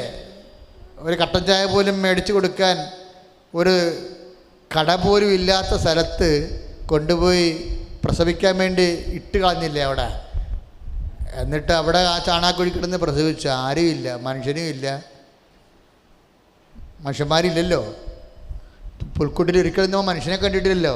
കഴുതയും പട്ടിയൊക്കെ പഴയ കുതിരയൊക്കെ അല്ലേ നിൽക്കുന്നത്, മനുഷ്യനില്ല, വരത്തില്ല. കാരണം റെസിഡൻഷ്യൽ ഏരിയയിൽ അവർ താമസിക്കത്തുള്ളൂ. ഈ യഹൂദന്മാർ, മനുഷ്യന്മാർ. ഇതെല്ലാം കാറ്റൽ ഫീഡിൻ്റെ ഏരിയയിൽ കാറ്റൽസേ ഉണ്ടാകത്തുള്ളൂ. മൃഗങ്ങളുടെ കൂടെ എറിയപ്പെടുകയല്ലേ. ചിലപ്പോൾ കല്യാണം കഴിച്ച് എല്ലാ വീടും ഒരു കാറ്റൽ ഫീഡാവും. മൃഗങ്ങളുടെ കൂടെ എറിയപ്പെട്ട ഫീലിംഗ് ആയിരിക്കും നിനക്ക് ഉണ്ടാകണത്. അമ്മയെ ഓർത്താൽ മതി, അമ്മയെ ഓർത്താൽ മതി. കല്യാണം കഴിച്ച് ചെല്ലുമ്പോൾ വീട്ടിൽ ചെല്ലത്തില്ലേ? അപ്പോൾ കുറേ നാളത്തേക്ക് മൃഗങ്ങളുടെ കൂടെ എറിയപ്പെട്ട അവസ്ഥയായിരിക്കും ഉണ്ടാകും. അമ്മയ്ക്കുണ്ടായിരുന്ന അതേ അവസ്ഥ തന്നെയാണ്. അപ്പോൾ അത് നമ്മൾ അതിനെ വിശ്വാസം, അതുകൊണ്ട് അമ്മയോട്, നിൻ്റെ അമ്മയോട് പറഞ്ഞു, നിൻ്റെ പെങ്ങളോട് പറഞ്ഞ്, നിൻ്റെ കൂട്ടുകാരിയോട് പറഞ്ഞ്, ഇപ്പോഴൊക്കെ പറയാമെന്ന് കഴിഞ്ഞാൽ എന്ത് അവരെന്താ പറയണത്? നിനക്കെന്താ ഭ്രാന്ത്? നിനക്ക് വ്രതമാണ്, മാണ്ണം കൊട്ടണ, ആന കൂനെന്നൊക്കെ ശരത്ത് ഒളിപ്പിക്കരുത്. നമുക്ക് പിന്നെയുള്ള കാര്യം നമുക്ക് പിന്നെ തീരുമാനിക്കാമെന്ന് പറയും. പിന്നെയുള്ള കാര്യം നമുക്ക് പിന്നെ തീരുമാനിക്കാമെന്ന് പറയും. അപ്പോൾ അങ്ങനെ നിങ്ങൾ ഇങ്ങനെയുള്ള കാര്യങ്ങളൊക്കെ ചർച്ച ചെയ്യേണ്ടത് ഈ പല്ലിലേക്കാത്ത പള്ളിപ്പോകാത്ത ക്രിസ്ത്യാനിയോടല്ല, മറിച്ച് കർത്താവിൻ്റെ കാര്യം. നിത്യത വരെ ജീവിക്കാൻ നീ ആഗ്രഹിക്കുന്നുണ്ടെങ്കിൽ, അനന്തമായ മഹിമ പ്രാപിക്കാൻ നീ ആഗ്രഹിക്കുന്നുണ്ടെങ്കിൽ, നീ സംസാരിക്കേണ്ടത് കർത്താവിൻ്റെ കൃപയുള്ള അഭിഷിക്തരോട് സംസാരിക്കണം. കർത്താവിൻ്റെ കൃപയുള്ള അഭിഷിക്തർ എന്ന് പറഞ്ഞാൽ എന്താണെന്നറിയോ? ഇപ്പം അഭിഷിക്തന്മാരെയും വിശ്വസിക്കാൻ പറ്റാത്ത കണ്ടീഷനാണ്. കാരണം വെച്ച് കഴിഞ്ഞാൽ അവർ ലോകത്തിൻ്റെ വർത്തമാനത്തിൽ പറയും. ഇപ്പം നമ്മളൊരാളെ കല്യാണം കഴിച്ച് ചിലർ എൻ്റെ അടുത്ത് വരാറുണ്ട്. എൻ്റെ ഇടവക്കാർ വന്ന് പറയാം, എൻ്റെ അച്ഛാ ഇങ്ങനെ കല്യാണത്തിൽ ഇങ്ങനെ സംഭവിച്ചു. അപ്പം അച്ഛൻ എന്ത് പറഞ്ഞ്? അച്ഛൻ പറഞ്ഞ് രൂപത കോടതി നിന്നൊക്കെ പിന്നീട് കിട്ടിക്കൊള്ളും, നിങ്ങൾ രജിസ്റ്റർ ചെയ്യാൻ പറഞ്ഞെന്ന് പറഞ്ഞു. ഞാൻ പറഞ്ഞു പണിയായി. രൂപത കോടതി നിന്നേ പിന്നീട് കിട്ടിക്കൊള്ളും, നിങ്ങൾ രജിസ്റ്റർ ചെയ്യാൻ പറഞ്ഞെന്ന് പറഞ്ഞു. എടാ, അപ്പോസ്തല അധികാരത്തിൽ നിൻ്റെ കൂദാശ ദൈവം വേർപെടുത്താത്തുള്ള കാലം നീ എത്ര 2 കൊല്ലം കണ്ടില്ലേലും 3 കൊല്ലം കണ്ടില്ലേലും കർത്താവിൻ്റെ മുമ്പിൽ അവൻ തന്നെയാണ് നിൻ്റെ ഭർത്താവ്. നീ വേറെ ഒരുത്തനെ വെച്ച് കൊച്ചുങ്ങളുണ്ടായി കഴിഞ്ഞുള്ള അവസ്ഥ എന്തായിരിക്കും? അത് വ്യഭിചാരമായിരിക്കും. ആ വ്യഭിചാരത്തിന് അച്ഛന്മാർ തന്നെ കുറയാണ്. അത് പള്ളിയിൽ നിന്ന് പിന്നെ കിട്ടിക്കൊള്ളും, നിങ്ങൾ വ്യഭിചാരം ചെയ്തോളാൻ പറയും. ഇതാണ് അഭിഷിക്തൻ എന്ന് പറയുന്നത്. അപ്പം ഇങ്ങനെയുള്ള ആൾക്കാരുടെ ഉപദേശം നമുക്ക് ആവശ്യമില്ല. കാര്യം തൽക്കാല സുഖത്തിന് വേണ്ടി, സൗകര്യത്തിന് വേണ്ടി ഓരോ ആൾക്കാർ നിങ്ങൾ എന്ത് ചെയ്യുന്ന മക്കളെ, നിങ്ങൾ പ്രെയർ ചെയ്യാതെ ജീവിക്കാൻ പറ്റത്തില്ല. അതുകൊണ്ട് ഞാനിപ്പോൾ ഒരു മോൾ എന്നോട് പറഞ്ഞിട്ടുണ്ടായി, എൻ്റെ അച്ഛാ ഞാൻ ആത്മഹത്യ ചെയ്യാൻ പോകണമെന്ന് പറഞ്ഞു. എനിക്കിങ്ങനെ ഈ ആത്മഹത്യ ചെയ്യാൻ പോകണമെന്ന് എന്നോട് പറഞ്ഞു കഴിഞ്ഞാൽ എനിക്ക് പിന്നെ എൻ്റെ ലക്ഷണം മാറും. ഞാൻ പറഞ്ഞ് ഒരു 2.5 കിലോമീറ്റർ അകലെയാണ് റെയിൽവേ, കുറച്ചുകൂടി 1 കിലോമീറ്റർ പോയി കടലുണ്ട്. ഇഷ്ടമുള്ളത് തിരഞ്ഞെടുക്കുക, നമ്മൾ എന്നെ എന്താ ഡിസ്റ്റർബ് ചെയ്യണം? കാര്യം ആത്മഹത്യ ചെയ്യാൻ പോകണമെന്ന് പറഞ്ഞത് പിന്നെ ഞാൻ ഉടനെ പറഞ്ഞ മറുപടി ചെയ്താണ്, ഒരു 2.5 കിലോമീറ്റർ കഴിയുമ്പോൾ റെയിൽവേ ആണ്. അത് കുഴപ്പം. പക്ഷേ കാത്തു നിൽക്കണമെന്നുള്ളൂ. ഇത് ട്രെയിൻ വരണവരെ കാത്തു നിൽക്കണം. അതിന് ക്ഷമയില്ലെങ്കിൽ നേരെ കടലിൽ പോയാൽ ഒരു പ്രശ്നമില്ല, ഇറങ്ങിയാണ്ട് പോയിച്ചാൽ മതി. പക്ഷെ ഞാൻ അവളോട് പറഞ്ഞില്ല. ഞാൻ പറഞ്ഞു, നീ അഖണ്ഡ ജമാല അവിടെ കൂടുന്നുണ്ട്, ഞാൻ അവിടെ പോയിരിക്കട്ടെ, അവളോട് അമ്മ സംസാരിക്കട്ടെ എന്ന് പറയും. കാര്യം എന്ന് വെച്ച് കഴിഞ്ഞാൽ അവിടെ കല്യാണം 10-32 വയസ്സ് കഴിഞ്ഞ് വലിയ അത്ര ഭംഗിയൊന്നുമില്ല, കൊടുക്കാൻ കാശുമില്ല. ആങ്ങളെയാണെങ്കിൽ ഒരു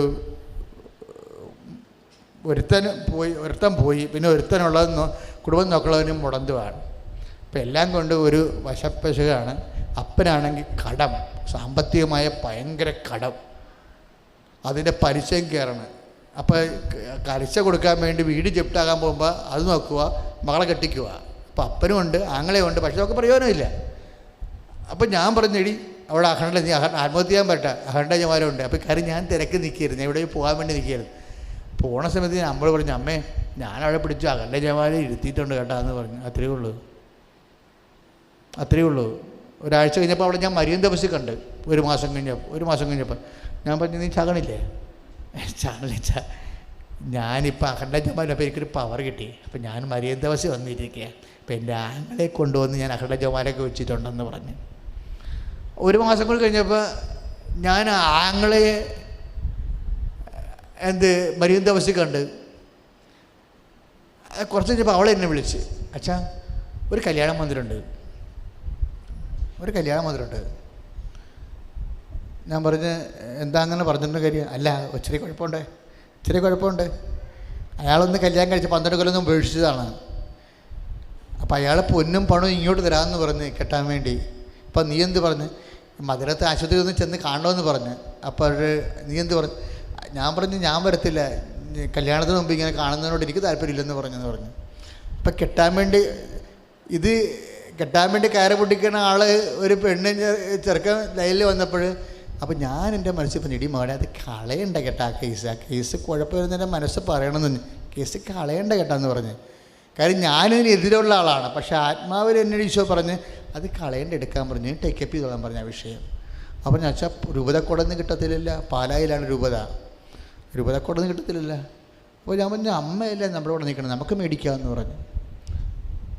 അപ്പോൾ ഉടനെ അയാളെ വിളിച്ച് പറഞ്ഞു, നിങ്ങൾ ആദ്യം കല്യാണം കഴിക്കണം നിൽക്കേണ്ട, നിങ്ങൾ ആദ്യം നിങ്ങളുടെ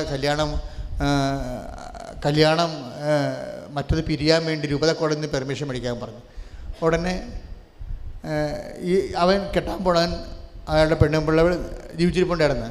വിളിച്ച് ചോദിച്ചു. അപ്പോൾ പറഞ്ഞു, എന്നെ വഴിയാധാരമാക്കിയിട്ട് നീ അങ്ങനെ കല്യാണം കഴിച്ച് സൂഹിക്കേണ്ടെന്ന് നേരെ മറുപടി പറഞ്ഞു, തിരിച്ച് പറഞ്ഞു. അപ്പോൾ അവളെന്നോട് പറഞ്ഞു, അച്ഛാ ഇങ്ങനെ പറഞ്ഞു. ഞാൻ സാരില്ല, അമ്മ നമ്മുടെ ഉണ്ട്, അതൊക്കെ സൂഹിക്കണം വേണ്ടെന്നൊക്കെ പിന്നെ തീരുമാനിക്കുക, അതൊക്കെ വേറെ വിഷയമാണ്, അതും കേൾക്കണ്ട. തിന്മയോട് നമ്മൾ പ്രാർത്ഥിച്ച് തന്നെ ഞങ്ങൾ ഉപവസിച്ച്. അപ്പോൾ അവൾ കഴിഞ്ഞപ്പോൾ പിന്നെ അവൾ വന്ന് അഖണ്ഡജമാല ഇരുന്ന്. കാരണം ദൈവത്തെ കൊണ്ട് ചെയ്യുമ്പോൾ നീ ദൈവത്തെ കൊണ്ട് തന്നെ എല്ലാം ചെയ്യണം, അല്ല പകുതി പിശാചിനെയും പകുതി ദൈവത്തെ കൊണ്ട് അഡ്ജസ്റ്റ് ചെയ്യരുത്. ഇരുമ്പ് കൊണ്ട് ചെയ്യുമ്പോൾ ഇടയ്ക്ക് മരം കയറ്റരുത്, ഇരുമ്പ് കൊണ്ട് തന്നെ ചെയ്യണം നമ്മൾ. ഇപ്പം ഞങ്ങളുടെ വിഷയത്തിൽ എൻ്റെ മനസ്സിൽ നേരെ കിടക്കണം. കാരണം ഞാൻ ഫോളോ ചെയ്യുന്ന വിഷയം ചുരുക്കി പറയാം, 3 മാസത്തിനുള്ളിൽ പാലായിൽ നിന്ന് 12 വർഷം പിടിച്ച സ്ഥാനത്ത് പാലാ കോടതിയിൽ നിന്ന് എക്സ്പാർട്ടി വിധി ഉണ്ടാക്കിയിട്ട് ഇവൾക്ക് ഈ മനുഷ്യനെ കല്യാണം കഴിക്കാനുള്ള വിധി മേടിച്ചു. അതമ്മ തന്നതാണ്. ശരിക്കും അമ്മ ഉണ്ടാകണത് സൂപ്പറാണ്. നമ്മളെന്ത് ചെയ്യുന്നത്? നമുക്ക് ദൈവത്തിനെക്കുറിച്ച് അറിയാൻ പറ്റാത്ത കാരണം ഈ കണ്ട അലപരാധികളൊക്കെ പറഞ്ഞ് കേട്ടിട്ട് ദൈവത്തെ നഷ്ടപ്പെടുത്തി നിത്യതയും നഷ്ടപ്പെടുത്തി പോഴം കളിക്കുകയാണ്. അവസാനം അത് കല്യാണം കഴിപ്പിച്ചു. പിന്നെ അവൻ്റെ ആങ്ങളൊക്കെ കല്യാണമായി. ഒരു ദിവസം ആങ്ങളെ എന്നെ വിളിച്ചു. ഞാൻ പറഞ്ഞു, നീ എവിടുന്നാ? ഞാൻ നാളികേര വികസന ബോർഡിൽ നിന്ന്. ഞാൻ 2ാം തരം നിൽക്കുകയാണ്. ഞാൻ നീ മുടന്തനാണ്, കാലൊക്കെ ഇങ്ങനെ പെൻസിൽ പരിക്കും, ഒരു കാലം ഇല്ലെന്ന് തന്നെ പറയാം, നീ എങ്ങനെ 2ാം നില എത്തി?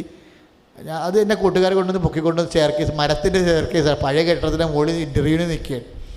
അച്ഛനൊന്ന് പ്രാർത്ഥിക്കാൻ വേണ്ടി വിളിച്ചതാണ് അച്ഛനെ. അപ്പോൾ ഞാൻ, അച്ഛാ ഇവിടെ 75 പേര് നിൽക്കുന്നുണ്ട്, ഒരു സീറ്റേ ഉള്ളെന്ന് പറഞ്ഞു. അതാണ് വിളിക്കാൻ കാര്യം, വേറെ മാർഗമൊന്നുമില്ല. വിളിച്ച് 3 മണിയായപ്പോൾ തിരിച്ചു തന്നെ വിളിച്ച്, അച്ഛാ എന്നെ എടുത്ത് കേട്ടാ. ഞാൻ പറഞ്ഞു, മാതാവാണ് എടുത്തത്, അല്ലെങ്കിൽ നിന്നെ എങ്ങനെ എടുക്കും? നീ ഇത്രയും നാൾ ജീവിച്ചിരുന്നല്ലേ, എത്ര ഇൻ്റർവ്യൂവിന് പോയി. അപ്പം അമ്മ തീരുമാനിച്ചു കഴിഞ്ഞാൽ പിന്നെ പടപടാന്ന കാര്യം നടക്കണം. അപ്പം എന്ത് ഇടിപെട്ട പരിപാടിയാണെന്നറിയാം. അപ്പോഴാങ്ങളുടെ കല്യാണം നടത്തി. ഇപ്പം ഇന്നാൾ വന്നപ്പോൾ അവന് കാല് കുഴപ്പമാണെങ്കിൽ ദൈവം 2 കുഞ്ഞുങ്ങളെ കൊടുത്ത്. കുഞ്ഞുങ്ങൾക്ക് എന്നോട് ഭയങ്കര കാര്യം. ഏതാണ്ട് ഞാനവിടെ കുടുംബത്തിൽ അംഗം പോലെയാണ്. കുഞ്ഞുങ്ങളൊക്കെ ഇപ്പം എൻ്റെ വലിയ കുഞ്ഞുങ്ങളൊക്കെ ഇത്രയൊക്കെയുള്ള കുഞ്ഞുങ്ങളായി. അപ്പോൾ ഞാൻ എൻ്റെ അവരുടെ അച്ഛനെ പോലെയാണ് കുഞ്ഞുങ്ങൾ പെരുമാറുന്നത്. എന്നാൽ ഞാൻ കുഞ്ഞുങ്ങളധികം കാണാറില്ല, 2 കൊല്ലം കൂടുമ്പോഴൊക്കെ അതിങ്ങനെ വരത്തുള്ളൂ. പക്ഷേ എന്നാലും ഞാൻ ഓർക്കുകയാണ്, ഇതെല്ലാം അമ്മ കൊടുത്തതാണ്.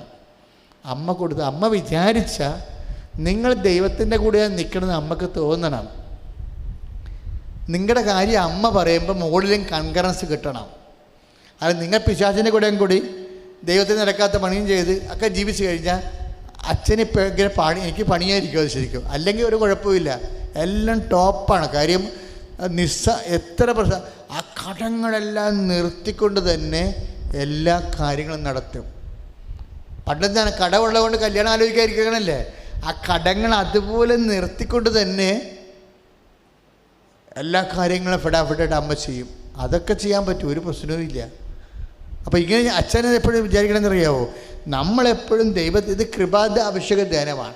എപ്പോഴും നമ്മൾ ശ്രദ്ധിക്കേണ്ട കാര്യം വെച്ചാൽ കൃപ അഭിഷേകമായി ലഭിക്കണമെങ്കിൽ ഫോർ വാട്ട് എന്ന ചോദ്യത്തിന് നിങ്ങൾ ഉത്തരം പറയാൻ, വ്യക്തമായ ഉത്തരം പറയണം. കൃപ എന്തിനാണെന്ന് ചോദിച്ചാൽ അപ്പോൾ കൃപ IELTS പാസ്സാകാനാണ്. അപ്പോൾ ദൈവം പറയാം അതിന് അനുഗ്രഹം മതിയല്ലോ. കൃപ കല്യാണം ഒത്തുവരാനാണ്. അപ്പോൾ അത് അതും ബ്ലെസ്സിങ്, ഫിസിക്കലായിട്ടുള്ള കാര്യമല്ല. കൃപ ജോലി കിട്ടാനാണ്. അതിനും ബ്ലെസ്സിങ് മതിയല്ലോ. കൃപ വീട് വെക്കാനാണ്. അതിനും ബ്ലെസ്സിങ് മതിയല്ലോ. കൃപ സ്ഥലം മേടിക്കാനാണ്. കൃപ പ്രൊമോഷനെയാണ്. കൃപ കാനഡയിൽ PR കിട്ടാനാണ്. അതിനെല്ലാം ബ്ലെസ്സിങ് മതി. കൃപ ആവശ്യമില്ല അതിനൊന്നും. കൃപ വേണ്ടത് എന്തിനാണ്? കൃപ കിട്ടിക്കഴിഞ്ഞാൽ കൃപ നമുക്കറിയാവോ, അതായത് കൃപ ലഭിച്ചു കഴിഞ്ഞാൽ പിന്നെ നമ്മൾ ഓരോരോ കാര്യത്തിന് വേണ്ടി പ്രത്യേകം പ്രാർത്ഥിക്കേണ്ട കാര്യമില്ല. അതാണ് കൃപയുടെ ഏറ്റവും വലിയ ഗുണം. കൃപ ദൈവത്തിൻ്റെ ശക്തിയാണ്. അത് ഗലാത്യർ 6:19 ഫിലോമോൻ 1:25 പറയുന്ന പോലെ ആത്മാവിൻ്റെ കൂടെ ഉണ്ടാകണം. 2 Corinthians 12:10 അനുസരിച്ചുള്ള ദൈവത്തിൻ്റെ ശക്തിയാണ്. ദൈവത്തിൻ്റെ ശക്തി കിട്ടിക്കഴിഞ്ഞാൽ പിന്നെ എല്ലാം നമുക്കറിയാമല്ലോ, എന്നെ ശക്തനാക്കുന്നതിലൂടെ എനിക്ക് എല്ലാം ചെയ്യാം. ഫിലിപ്പിയർ 4:13 വർക്കൗട്ട് ചെയ്യും. നമ്മളിപ്പോൾ ഓരോ കാര്യത്തിന് വേണ്ടി ഓരോ കൊല്ലം പോവുകയാണ് നമ്മളത് പ്രാർത്ഥിച്ച്. കല്യാണത്തിന് വേണ്ടി പ്രാർത്ഥിച്ച്, പിന്നെ കൊച്ചുണ്ടാകാൻ വേണ്ടി പ്രാർത്ഥിച്ച്, കൊച്ച് ഇംഗ്ലീഷ് വേണ്ടി അഡ്മിഷൻ കിട്ടാൻ വേണ്ടി പ്രാർത്ഥിച്ച്, പിന്നെ കൊച്ച് റാങ്ക് കിട്ടാൻ വേണ്ടി പ്രാർത്ഥിച്ച്. അപ്പോൾ ഇങ്ങനെ ഓരോ വിഷയത്തിനും നമ്മൾ ഓരോ കൊല്ലം പ്രാർത്ഥിച്ച് അവസാനം പിരിഞ്ഞ് പോകുമ്പോൾ കൊച്ച് വലിയ അവന് ജോലിയും കിട്ടി. ഇപ്പോൾ മലയാളികളാരും ഇവിടെ താമസിക്കണില്ലല്ലോ, അവനവിടെ പോയി താമസിക്കുകയും ചെയ്യുന്നു.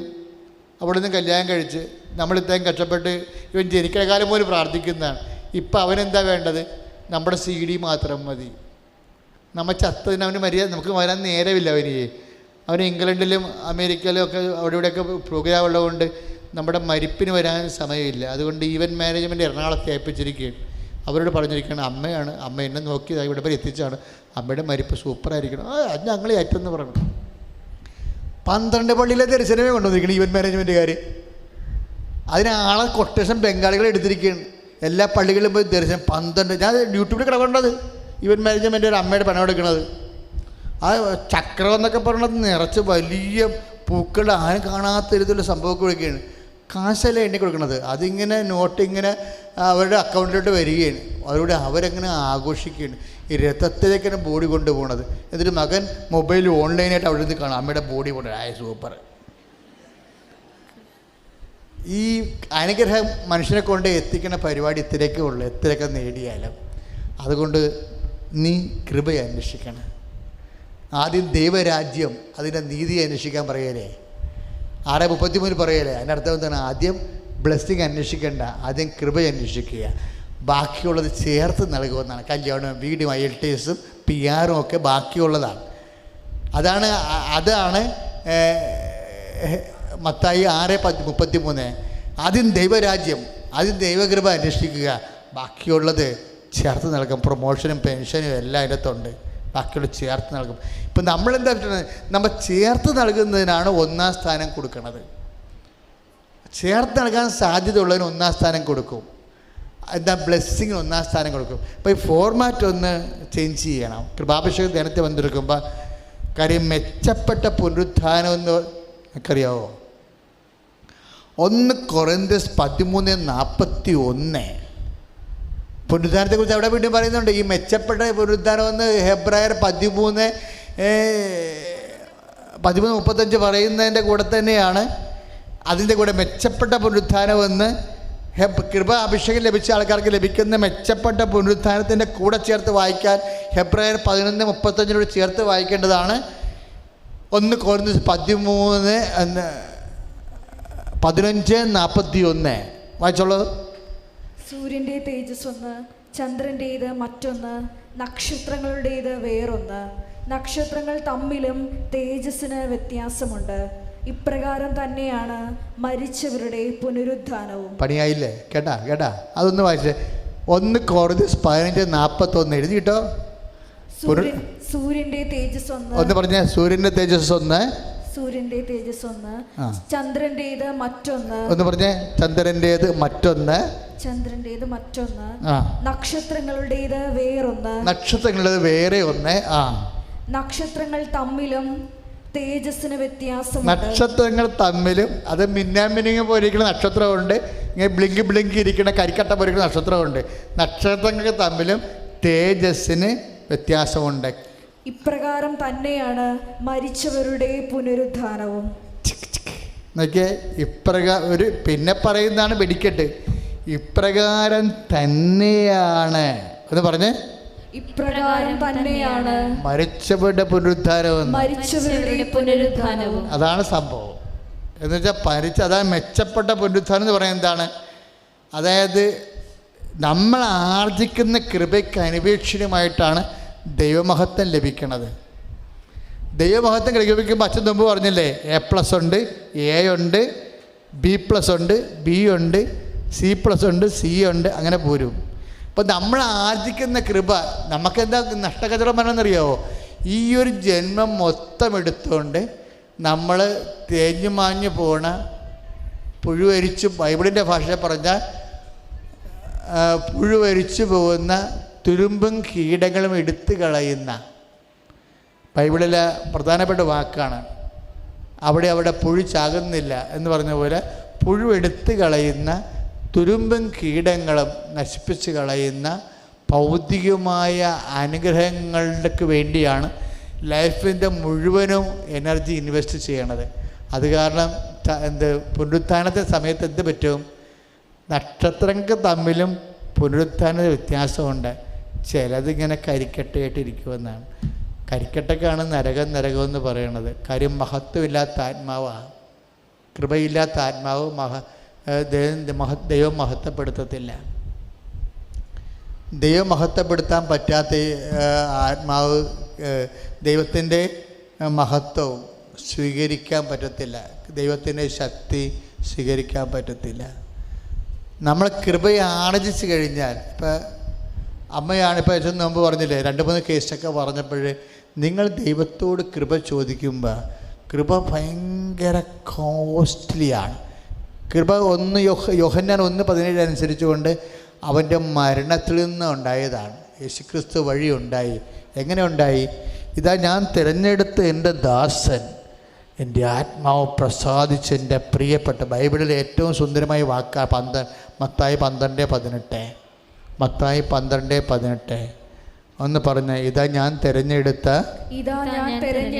എൻ്റെ ദാസൻ, ഞാൻ എൻ്റെ ആത്മാവ് പ്രസാദിച്ച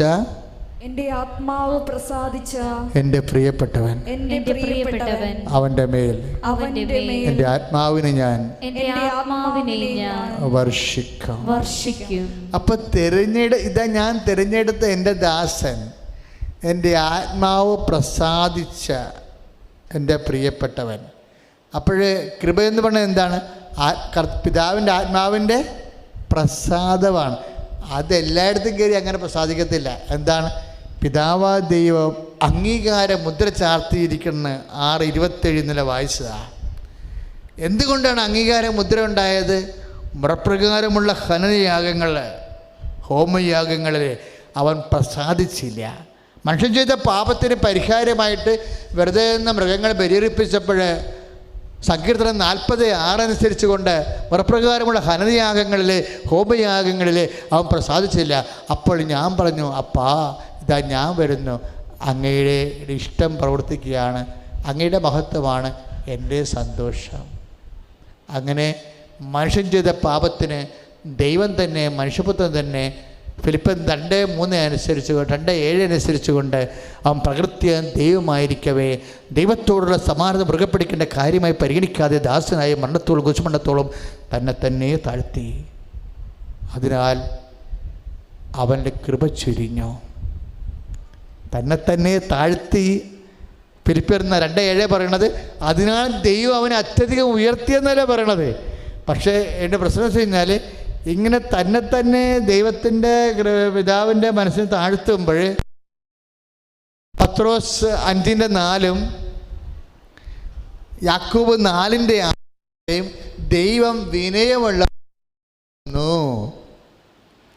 ദൈവം എളിമയുള്ളവർക്ക് കൃപ നൽകുന്നു.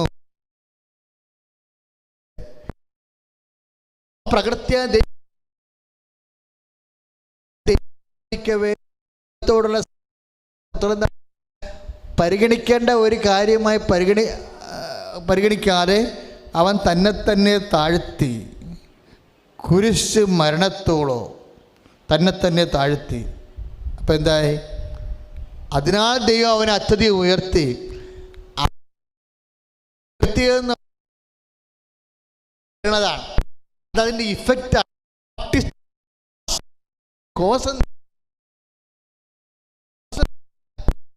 ദൈവം അവൻ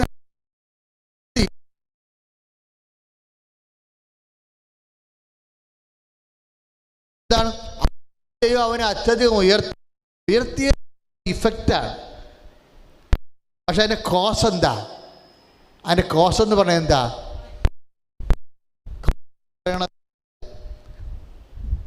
നമ്മൾ വായിക്കുന്ന പത്രോസിൻ്റെ 1 പത്രോസിൻ്റെ 5:4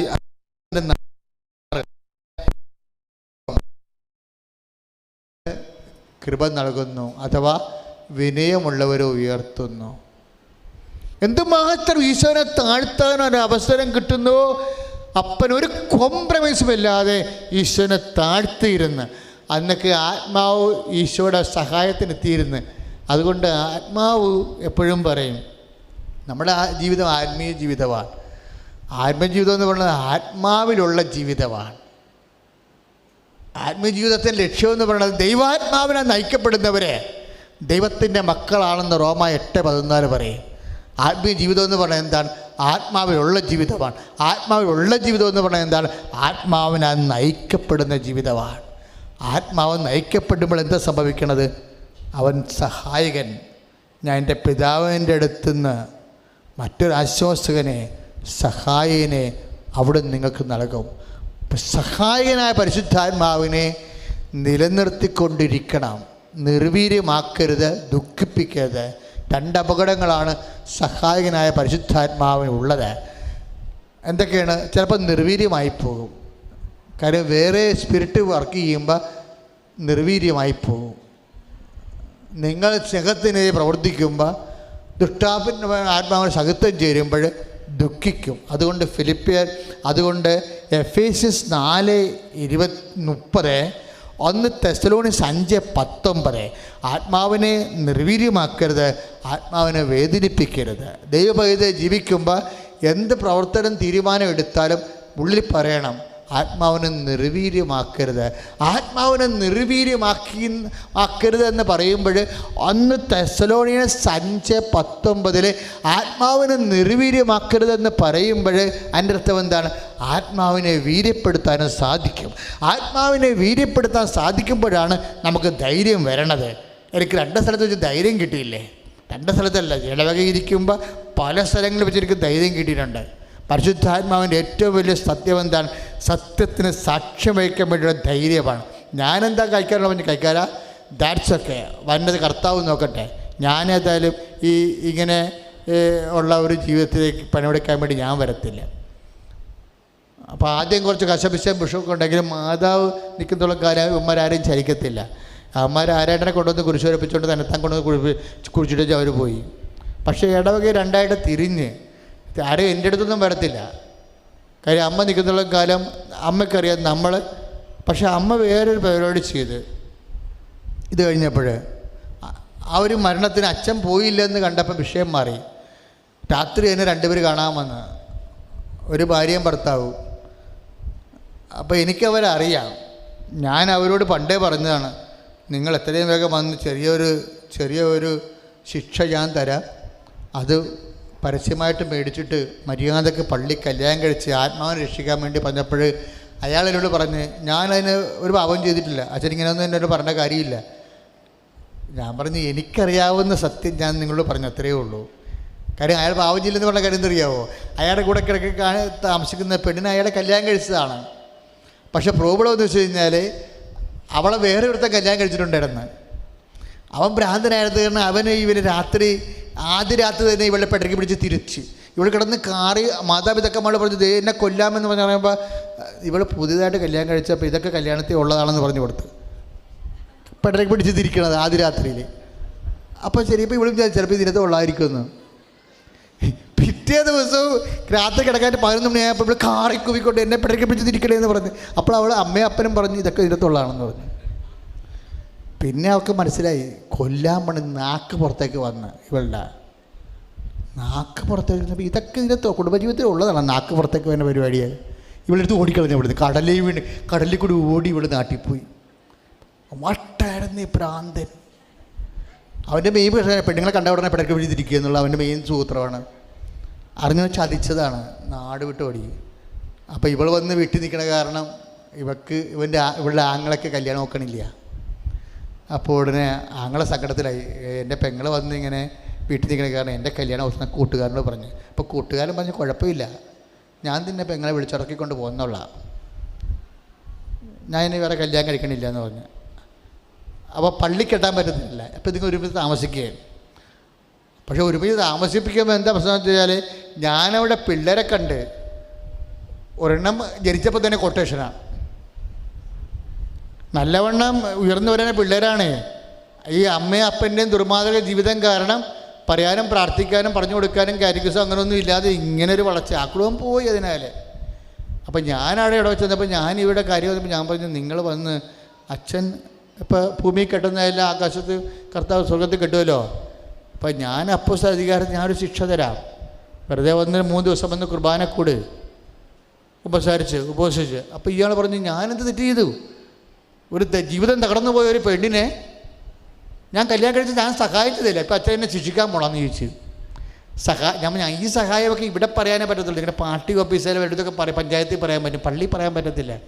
കാരണം നീ വ്യഭിചാര ജീവിതത്തിൽ ആത്മാവ് നഷ്ടപ്പെടുത്തി ദുർമാതൃകയായിട്ട് മറ്റുള്ള ആൾക്കാർക്കും ദുർമാതൃകയായിട്ട് ജീവിക്കുകയാണ്. കർത്താവ് ഈ ദുർമാതൃകയായിട്ട് ജീവിച്ചാലുള്ള കുഴപ്പം എന്തറിയാമോ? ഞാൻ കർത്താവ് ആദ്യം ധ്യാനിപ്പിച്ച പള്ളിയിൽ പോയായിരുന്നു ഇസ്രയേലിൽ ചെന്നപ്പോൾ, കഫർനാബിൽ. അപ്പോൾ കഫർനാബിലെ കപ്പേളക്ക് സിനഗോഗിന് മുകളിൽ തട്ടിയില്ല. അപ്പം ഞാൻ ഇതിനകത്ത് കയറിയപ്പോൾ 145 ഡിഗ്രി ചൂടാണ്. സിമൻറ്റ് പോലെ ഏതാണ്ട് 12 താഴെ ഇട്ടിരിക്കണത്. അപ്പോൾ എന്നാലും എനിക്ക് കർത്താവ് ആദ്യം നിൽക്കാൻ സാധ്യതയുള്ള സ്ഥലം എൻ്റെ മനസ്സിൽ ഞാൻ ഒരു കണക്ക് കൂട്ടി. കാര്യം യഹൂദന്മാർക്ക് അൾത്താറയില്ലല്ലോ, അവർക്ക് നടുക്കൊരു ഭാഗമാണ് ഉള്ളത്, അവിടെയാണ് വചനം വായിക്കുന്നത്. അപ്പോൾ ഞാൻ ഈ സിനഗോഗിൻ്റെ ആ നടുക്ക് നോക്കി, മുകളിൽ തട്ടിയില്ല. പണ്ടത്തെ പുരാതനമായ സിനഗോഗാണ്. ഈശോ ആദ്യം പ്രസംഗിച്ച പത്രോസിൻ്റെ വീടിന് നേരെ കിഴക്ക് വശത്തുള്ളതാണ്. പത്രോസിൻ്റെ വീടൊക്കെ നമുക്ക് കാണാം, അതിനപ്പുറത്ത് ഗലീലിയ കടലാണ്. അപ്പം ഞാൻ കർത്താവ് ആദ്യം നിന്നപ്പോൾ കർത്താവിൻ്റെ ആത്മാവ് എൻ്റെ മേലുണ്ടെന്ന് പറഞ്ഞില്ലേ, അപ്പോൾ അവനെ സുവിശേഷവൽക്കരിക്കാൻ വേണ്ടി ആദ്യം പരിശുദ്ധാത്മാവ് ഇറങ്ങി വന്ന സ്ഥലം ഞാൻ നോക്കിയെടുത്തിട്ട് എനിക്കാണെങ്കിൽ ഒരു കുഴപ്പമുണ്ട്. വെയിൽ വന്ന് കണ്ട അപ്പം ജലദോഷം വന്നിട്ട് മുഖത്ത് നീരിറങ്ങും, ശ്വാസം മുട്ടിയ പിന്നെ ഇൻഫെക്ഷനായിട്ട് ആൻറ്റിബയോട്ടിക്സ് കഴിച്ചാലേ പിരിയത്തുള്ളൂ, 1.5 മാസം കിടക്കും. അത് കാരണം എനിക്ക് വെയിൽ കൊള്ളാൻ പാടില്ല. പക്ഷെ ഞാൻ പറഞ്ഞു കർത്താവ് എനിക്ക് വെയിൽ കൊള്ളാൻ പാടില്ല, 1.5 മാസം ഞാൻ കിടക്കും. പക്ഷെ അത് പ്രശ്നം, കിടന്ന് മരിച്ചു വരും കുഴപ്പമില്ല, നിനക്ക് ആദ്യം ആത്മാവിനെ കിട്ടിയ സ്ഥലമാണിത്, ഞാനിവിടെ കിടക്കുമെന്ന് പറഞ്ഞ്. കാര്യം ഞാൻ ഇനി സംസാരിക്കുമ്പോഴൊക്കെ നിന്നെ ചലിച്ച ആത്മാവ് എന്നിലൂടെ സംസാരിക്കണം.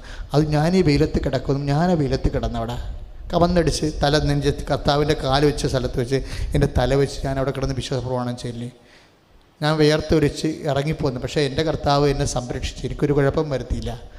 ഞാൻ നേരത്തെ ജാമ്യം എടുത്ത കാരണം എൻ്റെ നിലപാട് പറഞ്ഞല്ലയോ, ഞാൻ നശിക്കട്ടെ, പക്ഷേ ഞാൻ നിന്ന സ്ഥലത്ത് നിന്ന് ഞാനിവിടെ കിടക്കും. കാര്യം എനിക്ക് ചെറിയ പേര് കൊണ്ടാൽ പോലും നിൽക്കാൻ പറ്റാത്ത ആളാണ്. പക്ഷേ എനിക്ക് ഇനി ഇവിടെ വരാൻ പറ്റുമോ അറിയത്തില്ല. അപ്പം ഞാൻ അവിടുന്ന് കുറേ നേരം ഇരുന്ന് കിടന്ന് തല മുട്ടിച്ച് പ്രാർത്ഥിച്ചിട്ട് ഞാൻ പുറത്തേക്ക് ഇറങ്ങിയപ്പോൾ അവിടെ ഒരു തിരിക്കല്ല് കിടക്കുന്നുണ്ട്, പുല്ലിൽ. അപ്പോൾ എനിക്കറിയാം ഇത് തിരിക്കല്ലാണെന്ന്. ഞാൻ ഇതെല്ലാം പഠിച്ചിട്ടാണ് പോയത്. കാര്യം സിമൻറ്റ് പോലത്തെ പണ്ടത്തെ പാറ കൊണ്ട് നടുക്ക് ദൂരമുള്ള ഒരു തിരിക്കല്ല്, മുന്തിരിച്ചക്കിലിങ്ങനെ ചക്ക ആട്ടുന്ന സാധനം. ഞാൻ അതിനെ നോക്കി. എന്നിട്ട് ഞാൻ പിന്നെയും 10 ദിവസത്തിന് വീട്ടിലോട്ട് പോകാൻ വേണ്ടി പടിഞ്ഞോട്ട് നടന്ന് ഈ സിനഗോഗിൻ്റെ തെക്ക് വശത്ത് കൂടി വടക്ക് വശത്ത് കൂടി പടിഞ്ഞോട്ട് വഴിയുണ്ട്, ചെറിയ വഴിയാണ്. അപ്പോൾ നോക്കിയപ്പോൾ ഉണ്ട് അപ്പുറത്ത് ചെന്നപ്പോൾ പറമ്പിൽ വലിയൊരു തിരക്കിൽ കിടക്കണം. അപ്പോൾ ഞാൻ കർത്താവിനെ ഓർത്ത്, കർത്താവ് ഇതിനെക്കുറിച്ചാണ് നീ പറഞ്ഞത്. എന്താണ്? ആർക്കെങ്കിലും ഉതപ്പ് വരുത്തുന്നവൻ്റെ കഴുത്തിൽ വലിയ തിരിക്കല്ല് കെട്ടി കടൽ. അപ്പം ഞാൻ പറഞ്ഞു, കർത്താവ് കടലും കിടക്കണം ഇവിടെ, നീ ഇത് കണ്ടുകൊണ്ടാണ്, നിൻ്റെ കാലത്തുള്ള കല്ല് തന്നെയായിരിക്കും ഇത്. എന്നാൽ എനിക്ക് മനസ്സിലായി, ഈ കല്ല് കഴുത്തെ കെട്ടിയ ഒരു 10,000 കിലോനുണ്ട് ആ സാധനം. ഈ കല്ല് കഴുത്തെ കെട്ടിയ പിന്നെ അവൻ്റെ അസ്ഥി പോലും ആ കടലിൽ നിന്ന് ഒരു കാലത്ത് പൊങ്ങത്തില്ല. കർത്താവ് അത്ര ആറ്റം പറച്ചിലാണ് പറഞ്ഞിരിക്കണത്. ഓതപ്പ് കൊടുക്കുന്നേക്കാൾ നല്ല. അതുകൊണ്ടാണ് ഓതപ്പ് ഒരു പ്രശ്നമാണ് മക്കളെ. നിങ്ങളെപ്പോഴും പ്രാർത്ഥിക്കണം, ഓതപ്പിൽ ഉൾപ്പെടുത്തരുത് എന്ന്. അതാണ് കർത്താവ് ഉൾപ്പെടുത്തിയ പൊങ്ങാൻ പാടാ. അത് പ്രാർത്ഥന പഠിപ്പിച്ചപ്പോഴും കർത്താവ് പറഞ്ഞു, ഞങ്ങളെ പ്രലോഭനത്തിൽ ഉൾപ്പെടുത്തരുതേ, ഓതപ്പിൽ ഉൾപ്പെടുത്തരുത് എന്ന് പ്രാർത്ഥിച്ചു. അതെന്നൊരു പ്രാർത്ഥനയുടെ ഭാഗമാക്കി പറഞ്ഞു. കാര്യം ഓതപ്പിൽ വീടാ, പൊങ്ങാൻ പാടാ. അതുകൊണ്ട് ഒരു ഓതപ്പിൽ നിൽക്കരുത് എൻ്റെ മക്കൾ. കൃപ നിലനിർത്തിക്കൊണ്ട് പോകാൻ ഉദ്ദേശിക്കുന്നുണ്ടെങ്കിൽ ഓതപ്പിൽ വീഴാതിരിക്കാൻ വേണ്ടി പ്രൊട്ടക്ഷൻ പ്രെയറാണ് നേരത്തെ പറഞ്ഞിരിക്കുന്നത്. ആവശ്യം അറിഞ്ഞോ അറിയാതെയോ പോയി ഒന്നിനും ഒപ്പിട്ട് കൊടുക്കുകയോ ഒന്നിനെയും സപ്പോർട്ട് ചെയ്യുകയോ ഒന്നും ചെയ്യരുത്. ആകാത്ത കാഴ്ച കണ്ടെത്തിക്കുകയും ചെയ്യും. അതുകൊണ്ട് യൂട്യൂബിലും ഇപ്പോൾ ഈ ലൈംഗിക ബന്ധവും മ്ലേച്ഛതയും എല്ലാം യൂട്യൂബിലൊക്കെ ഇല്ലേ. അത് കാരണം ഈ പിള്ളേരൊക്കെ ചുമ്മാ 12 വയസ്സുകാർ ഇട്ടുകൊണ്ട് കണ്ടുകൊണ്ടിരിക്കുകയാണ്. അതുകാരണം 12 വയസ്സുകാർക്ക് തന്നെ, 9ാം ക്ലാസ്സിലെ പിള്ളേർക്ക് തന്നെ രാവിലെ ഒരു പ്രണയം, ഉച്ചക്കൊരു പ്രണയം, സന്ധ്യയ്ക്ക് വേറെ പ്രണയം. ഇനി രാത്രി അമ്മ ഊണ് കഴിക്കാൻ വിളിച്ചാലും വരത്തില്ല, തെങ്ങിൻ ചവിട്ടി കണാ കുണാ കണാ കുണാ കണ ഒന്ന്. എന്താ അവസാനം പഠിത്തവും ഇല്ല, പ്രാർത്ഥനയും ഇല്ല, ജീവിതവും ഇല്ല. ചുമ്മാ സ്വയംഭോഗം ചെയ്തുള്ള മജ്ജ മുഴുവനും ഒലിച്ചു പോയിട്ട് എല്ലാം കോരുമായിട്ട് അവസാനിരിക്കണം. ഒരു ബുദ്ധി മുതലേ കഞ്ചാവ് കുടിച്ച് കിടക്കണം കാണാം, പ്രാന്തന്മാരെ പ്രേതങ്ങളെപ്പോലെ. എങ്ങനെയാണ്? ഒരിക്കലും കൃപ നഷ്ടപ്പെടുത്തരുത്. ദൈവകൃപ, ഞാൻ നിനക്ക് നൽകിയ ദൈവകൃപ നഷ്ടപ്പെടുത്തരുതെന്ന്. കൃപ നഷ്ടപ്പെടുത്തരുത്. കൃപ നഷ്ടപ്പെട്ടു പോകാതിരിക്കാൻ വേണ്ടി നമ്മുടെ സാഹചര്യങ്ങൾ നീ സംരക്ഷിക്കണം. നീ ഇപ്പോൾ തിരിച്ചു പോവുകയാണ്. കൃപ ലഭിച്ചതിന് ശേഷം തിരിച്ചു പോകുമ്പോൾ കൃപ ചോർന്നു പോകാനുള്ള സാഹചര്യങ്ങൾ എൻ്റെ മക്കൾ വിജിലൻ്റ് ആയിട്ടിരിക്കണമെന്ന് പറയാൻ വേണ്ടിയാണ് അച്ഛനിലൂടെ ഈശോ ഇങ്ങനെ സംസാരിച്ചത്. ഒന്ന് എഴുന്നേറ്റ് ശ്രുതിയുടെ ഹല്ലേലൂയ ഹല്ലേലൂയ ഹല്ലേലൂയ ഹല്ലേലൂയ ഹല്ലേലൂയ ഹല്ലേലൂയ ഹല്ലേലൂയ ഹല്ലേലൂയ ഹല്ലേലൂയ യേശുവേ സ്തുതി, യേശുവേ ആരാധന, യേശുവേ ഹല്ലേലൂയ ഹല്ലേലൂയ ഹല്ലേലൂയ ഹല്ലേലൂയ യേശുവേ സ്തുതി, യേശുവേ ആരാധന, ഹല്ലേലൂയ ഹല്ലേലൂയ ഹല്ലേലൂയ ഹല്ലേലൂയ ഹല്ലേലൂയ. പരിശുദ്ധ ദിവ്യകാരുണ്യത്തിന് നേരവും ആരാധനയും സ്തുതിയും പുകഴ്ചയും ഉണ്ടായിരിക്കട്ടെ. ഇരിക്കുക.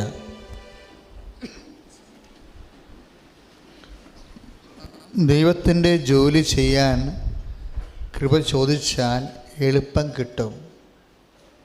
അപ്പോൾ എന്തെങ്കിലും പ്രേക്ഷിത പ്രവർത്തനം കണ്ടുപിടിച്ചാൽ നല്ലതായിരിക്കും.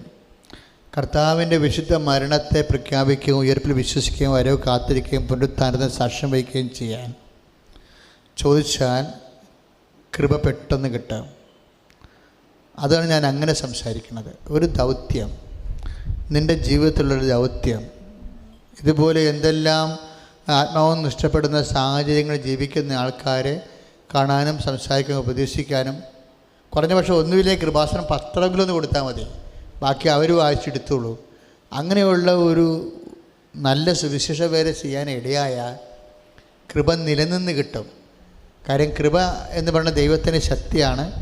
ഇതിൻ്റെ കൃപ ഏറ്റവും കൂടുതൽ നമുക്ക് പ്രയോജനപ്പെടുന്നത് ഒന്നാമത്തതിലെ ഓരോ കാര്യങ്ങളും കൃപ നിലനിർത്തുന്ന കാലം നമുക്കൊരിക്കലും, ഇപ്പം നിങ്ങൾ പറയത്തില്ലേ, ഇപ്പം ചില മക്കൾ എടുക്കണ തെറ്റായ തീരുമാനം കുടുംബജീവിതം മുഴുവൻ നശിച്ചു പോകത്തില്ലേ. എനിക്കെപ്പോഴും അനുഭവപ്പെട്ടിരിക്കുന്നത് കൃപ ഒരു പ്രൊട്ടക്ഷനാണ്. ശരിക്കും അനുഗ്രഹത്തിന് പ്രൊട്ടക്റ്റ് ചെയ്യാൻ പറ്റത്തില്ല, നമ്മളെ സംരക്ഷിക്കാൻ പറ്റത്തില്ല. ഉള്ളതിനെ പൊലിപ്പിക്കാൻ പറ്റും, സംരക്ഷിക്കാൻ പറ്റത്തില്ല. ഇപ്പം നിങ്ങൾ ഇപ്പോൾ ഒരു മനുഷ്യൻ ഒരിക്കൽ ഇവിടുത്തെ ഗവൺമെൻറ് ഓഫീസറായിരുന്നു. അയാൾ VRS ലീവ് എടുത്തിട്ട് ഗൾഫിൽ പോയി. അയാളെന്താ ചെയ്തുകൊണ്ടിരുന്നത് വെച്ച് കഴിഞ്ഞാൽ, അയാൾക്കിവിടെ അന്ന് ശമ്പളം കുറവായിരുന്നു, 23,000 രൂപയെ ശമ്പളം ഉണ്ടായിരുന്നുള്ളത്. അപ്പോൾ അയാളുടെ തന്നെ അയാൾ ഭയങ്കര കഴിവുള്ള ആളാണ്. അയാളുടെ താഴെയുള്ള ജൂനിയർ ഓഫീസർ ലീവ് എടുത്ത് ഗൾഫിൽ പോയി. അപ്പോൾ അയാൾക്ക് 50,000 രൂപ ശമ്പളം കിട്ടി അന്നത്തെ കാലത്ത്. അപ്പോൾ അയാളിവിടെ ലീവിന് പറഞ്ഞു, സാറ് ലീവ് എടുക്കുക, സാറിന് എന്നേക്കാൾ പഠിപ്പുണ്ടല്ല, എക്സ്പീരിയൻസും ഉണ്ട്, ഡിഗ്രിയും ഉണ്ട്. സാറിന് എന്നെക്കാളും നല്ല ശമ്പളം അവിടെ കിട്ടും എന്ന് പറഞ്ഞപ്പോൾ ഉടനെ അയാൾ ലീവ് എടുത്ത് അവിടെ പോയി മാർക്കറ്റിംഗ് മാനേജറായി. അയാൾക്ക് അന്ന് 75,000. അപ്പോൾ ഇന്നത്തെ 3 ലക്ഷം രൂപയുടെ ഇത് വെയിറ്റ് ഉണ്ട് അതിന്. പൈസ എല്ലാം മുമ്പത്തെക്കാളും മെച്ചമായി. പക്ഷെ 10 കൊല്ലം കഴിഞ്ഞ് അയാൾ തിരിച്ചു വന്നു കഴിഞ്ഞപ്പോൾ അയാളിന് വേറെ എന്തെങ്കിലും കമ്പനിയോ ഒരു വ്യവസായമോ വ്യാപാരമോ ചെയ്യാൻ വേണ്ടി വൈഫിന് എന്മേൽ അയച്ചു കൊടുത്ത കാശെല്ലാം ഇരുന്ന് ആലോചിച്ച് കഴിഞ്ഞപ്പോൾ വൈഫ് പറഞ്ഞ് എൻ്റെ കാശൊന്നുമില്ലെന്ന് പറഞ്ഞു. അപ്പം നേരത്തെ അയാളുടെ അമ്മ പറയുമായിരുന്നു, നീ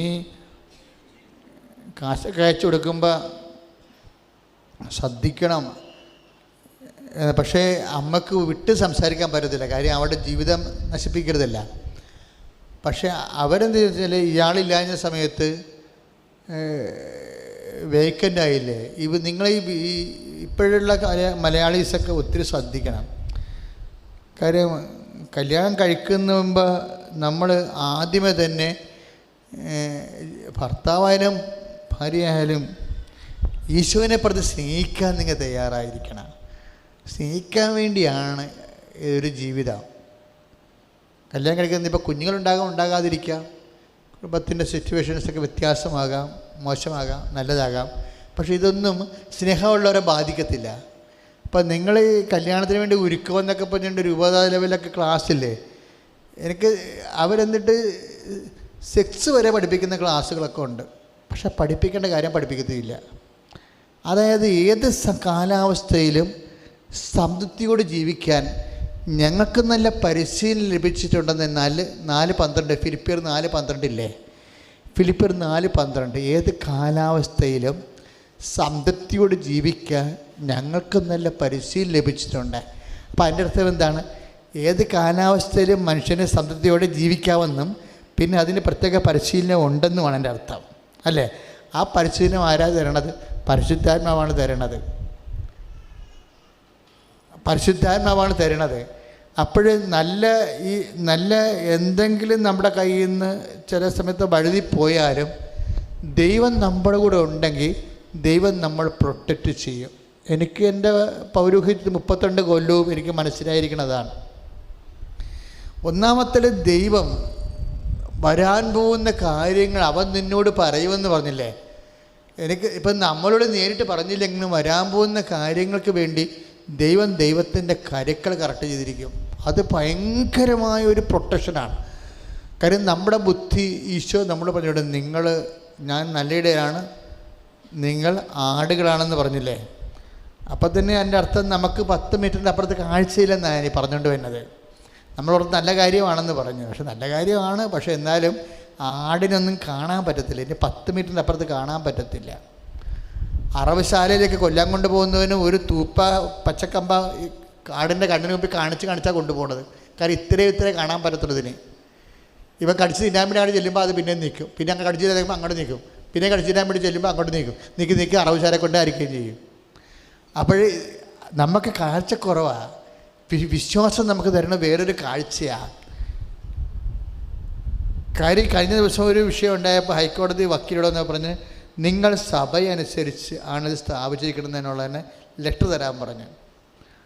അപ്പോഴാണ് ഞാൻ അവിടെ ദൈവമേ 98 മെത്രാൻ ഒരു ഡിഗ്രി പുറപ്പെടുവിച്ചിട്ട് കൃപാസനത്തെ സ്ഥാപിച്ചിരുന്നു. അപ്പോഴാണ് ഞാൻ അവിടെ ദൈവമേ ഇതൊന്നും ഞാൻ ചോദിച്ചതല്ലല്ലോ, ഇപ്പോൾ ഇത് ആവശ്യമായി വന്നല്ലോ എന്നോർത്ത്. അപ്പോൾ എൻ്റെ ബുദ്ധിയിലുള്ള കാര്യമല്ലത്, മാതാവിൻ്റെ ബുദ്ധിയിലുള്ള കാര്യമാണ്. ദൈവത്തെ നമ്മൾ അടുത്ത് കഴിയുമ്പോൾ വരാൻ പോകുന്ന കാര്യങ്ങൾക്കെല്ലാം ദൈവം ബുദ്ധിയോടുകൂടി നമ്മളെ പ്രൊട്ടക്റ്റ് ചെയ്യും. ആ സഹോദരന് എന്താണ് സംഭവിച്ചത്? അയാൾ തിരിച്ചു വന്നപ്പോൾ കാശെല്ലാം വൈഫ് ആർക്ക് കൊടുത്തു? കാമുകന് കൊടുത്തു. കാമുകൻ അതുകൊണ്ട് നന്നായി. അപ്പോൾ ഈ മനുഷ്യൻ ഗൾഫിൽ പോയിട്ട് എന്ത് പ്രയോജനം ഉണ്ടായി? കാശും പോയി, അത്രയും നാളത്തെ കാശും പോയി, കുടുംബജീവിതവും പോയി. എന്തുകൊണ്ടാണ് അങ്ങനെ സംഭവിച്ചത്? പ്രൊട്ടക്ഷൻ ഇല്ല. നമ്മളൊരു ആ ബിസിനസ് ചെയ്യാം, ഈ ബിസിനസ് ചെയ്യാം, മറ്റേ കൂട്ടുകച്ചവടം ചെയ്യാം, നെറ്റ് മാർക്കറ്റ് ചെയ്യാം, ആനയെ കൂനെന്ന് പറഞ്ഞ് ഒത്തിരി പേര് നമ്മൾ വശീകരിച്ച് വളച്ചുകൊണ്ട് പോകത്തില്ലേ? വളച്ചുകൊണ്ട് പോകുമ്പോൾ നമുക്ക് പ്രൊട്ടക്ഷൻ ഇല്ല. അനുഗ്രഹം ഉണ്ടായിട്ട് കാര്യമില്ല, കൃപ വേണം. കൃപയില്ലെന്നുണ്ടെങ്കിൽ വളപ്പുകാരെ കൂടും നമ്മളെ. ഈ പല ആൾക്കാരും തകർന്നിരിക്കുന്നത് കല്യാണത്തിൽ തകർന്നവരുണ്ട്, കമ്പനി നടത്തി തകർന്നവരുണ്ട്, ചില കാര്യങ്ങൾ പഠിക്കാൻ പോയിട്ട് പിള്ളേർ തിരിച്ചു വരുന്നില്ലേ. ചില കാര്യങ്ങൾ പഠിക്കാൻ പോയതിനു ശേഷം പിള്ളേർ സർട്ടിഫിക്കറ്റൊക്കെ പല ആൾക്കാരുടെയും കർണാടകയിൽ പിടിച്ചു വെച്ചിരിക്കുകയാണ്.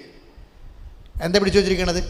ഇവരിങ്ങനെ പഠിക്കാൻ പോകുന്ന സമയത്ത് മാതാപിതാക്കന്മാരുടെ അടുത്തേക്ക് കയറി എനിക്ക് മെഡിസിന് പോകണം, എഞ്ചിനീയറിങ്ങിന് പോകണം, ആനെ കൂനെ എയറോനോട്ടിക് എഞ്ചിനീയറിനൊക്കെ പറഞ്ഞവിടെ ചെല്ലും. ചെന്നതിന് ശേഷം ഇവരുടെ ഉള്ളിലിരിക്കണ എന്താ സംഭവം? പഠിക്കണമെന്ന് തന്നെ ഉദ്ദേശിക്കണം. പക്ഷേ ഇവർ അതായിരിക്കത്തില്ല.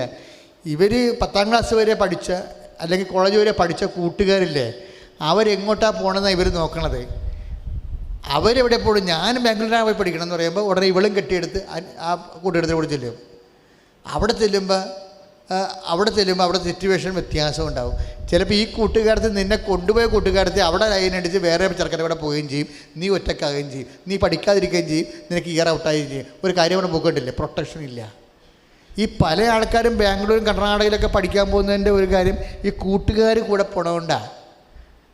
പിന്നെ ഇതിൻ്റെ അകത്ത് ഏജൻസികളുണ്ടല്ലോ, ഏജൻസികൾ ഇതിൻ്റെ അകത്തൊരു 19% ഏജൻസികൾ ഫേക്കാണ്. അവർക്ക് യൂണിവേഴ്സിറ്റിയുമായിട്ട് ഒരു ബന്ധുമില്ല. ഇടനിലക്കാരനായിട്ട് ദല്ലാൾ പണി ചെയ്യണം, ഒപ്പിച്ചു കൊടുക്കുക, അവർക്കിട്ടാണ് കമ്മീഷൻ കിട്ടിക്കഴിഞ്ഞാൽ അവർ തിരക്ക് പോലും ഇല്ല.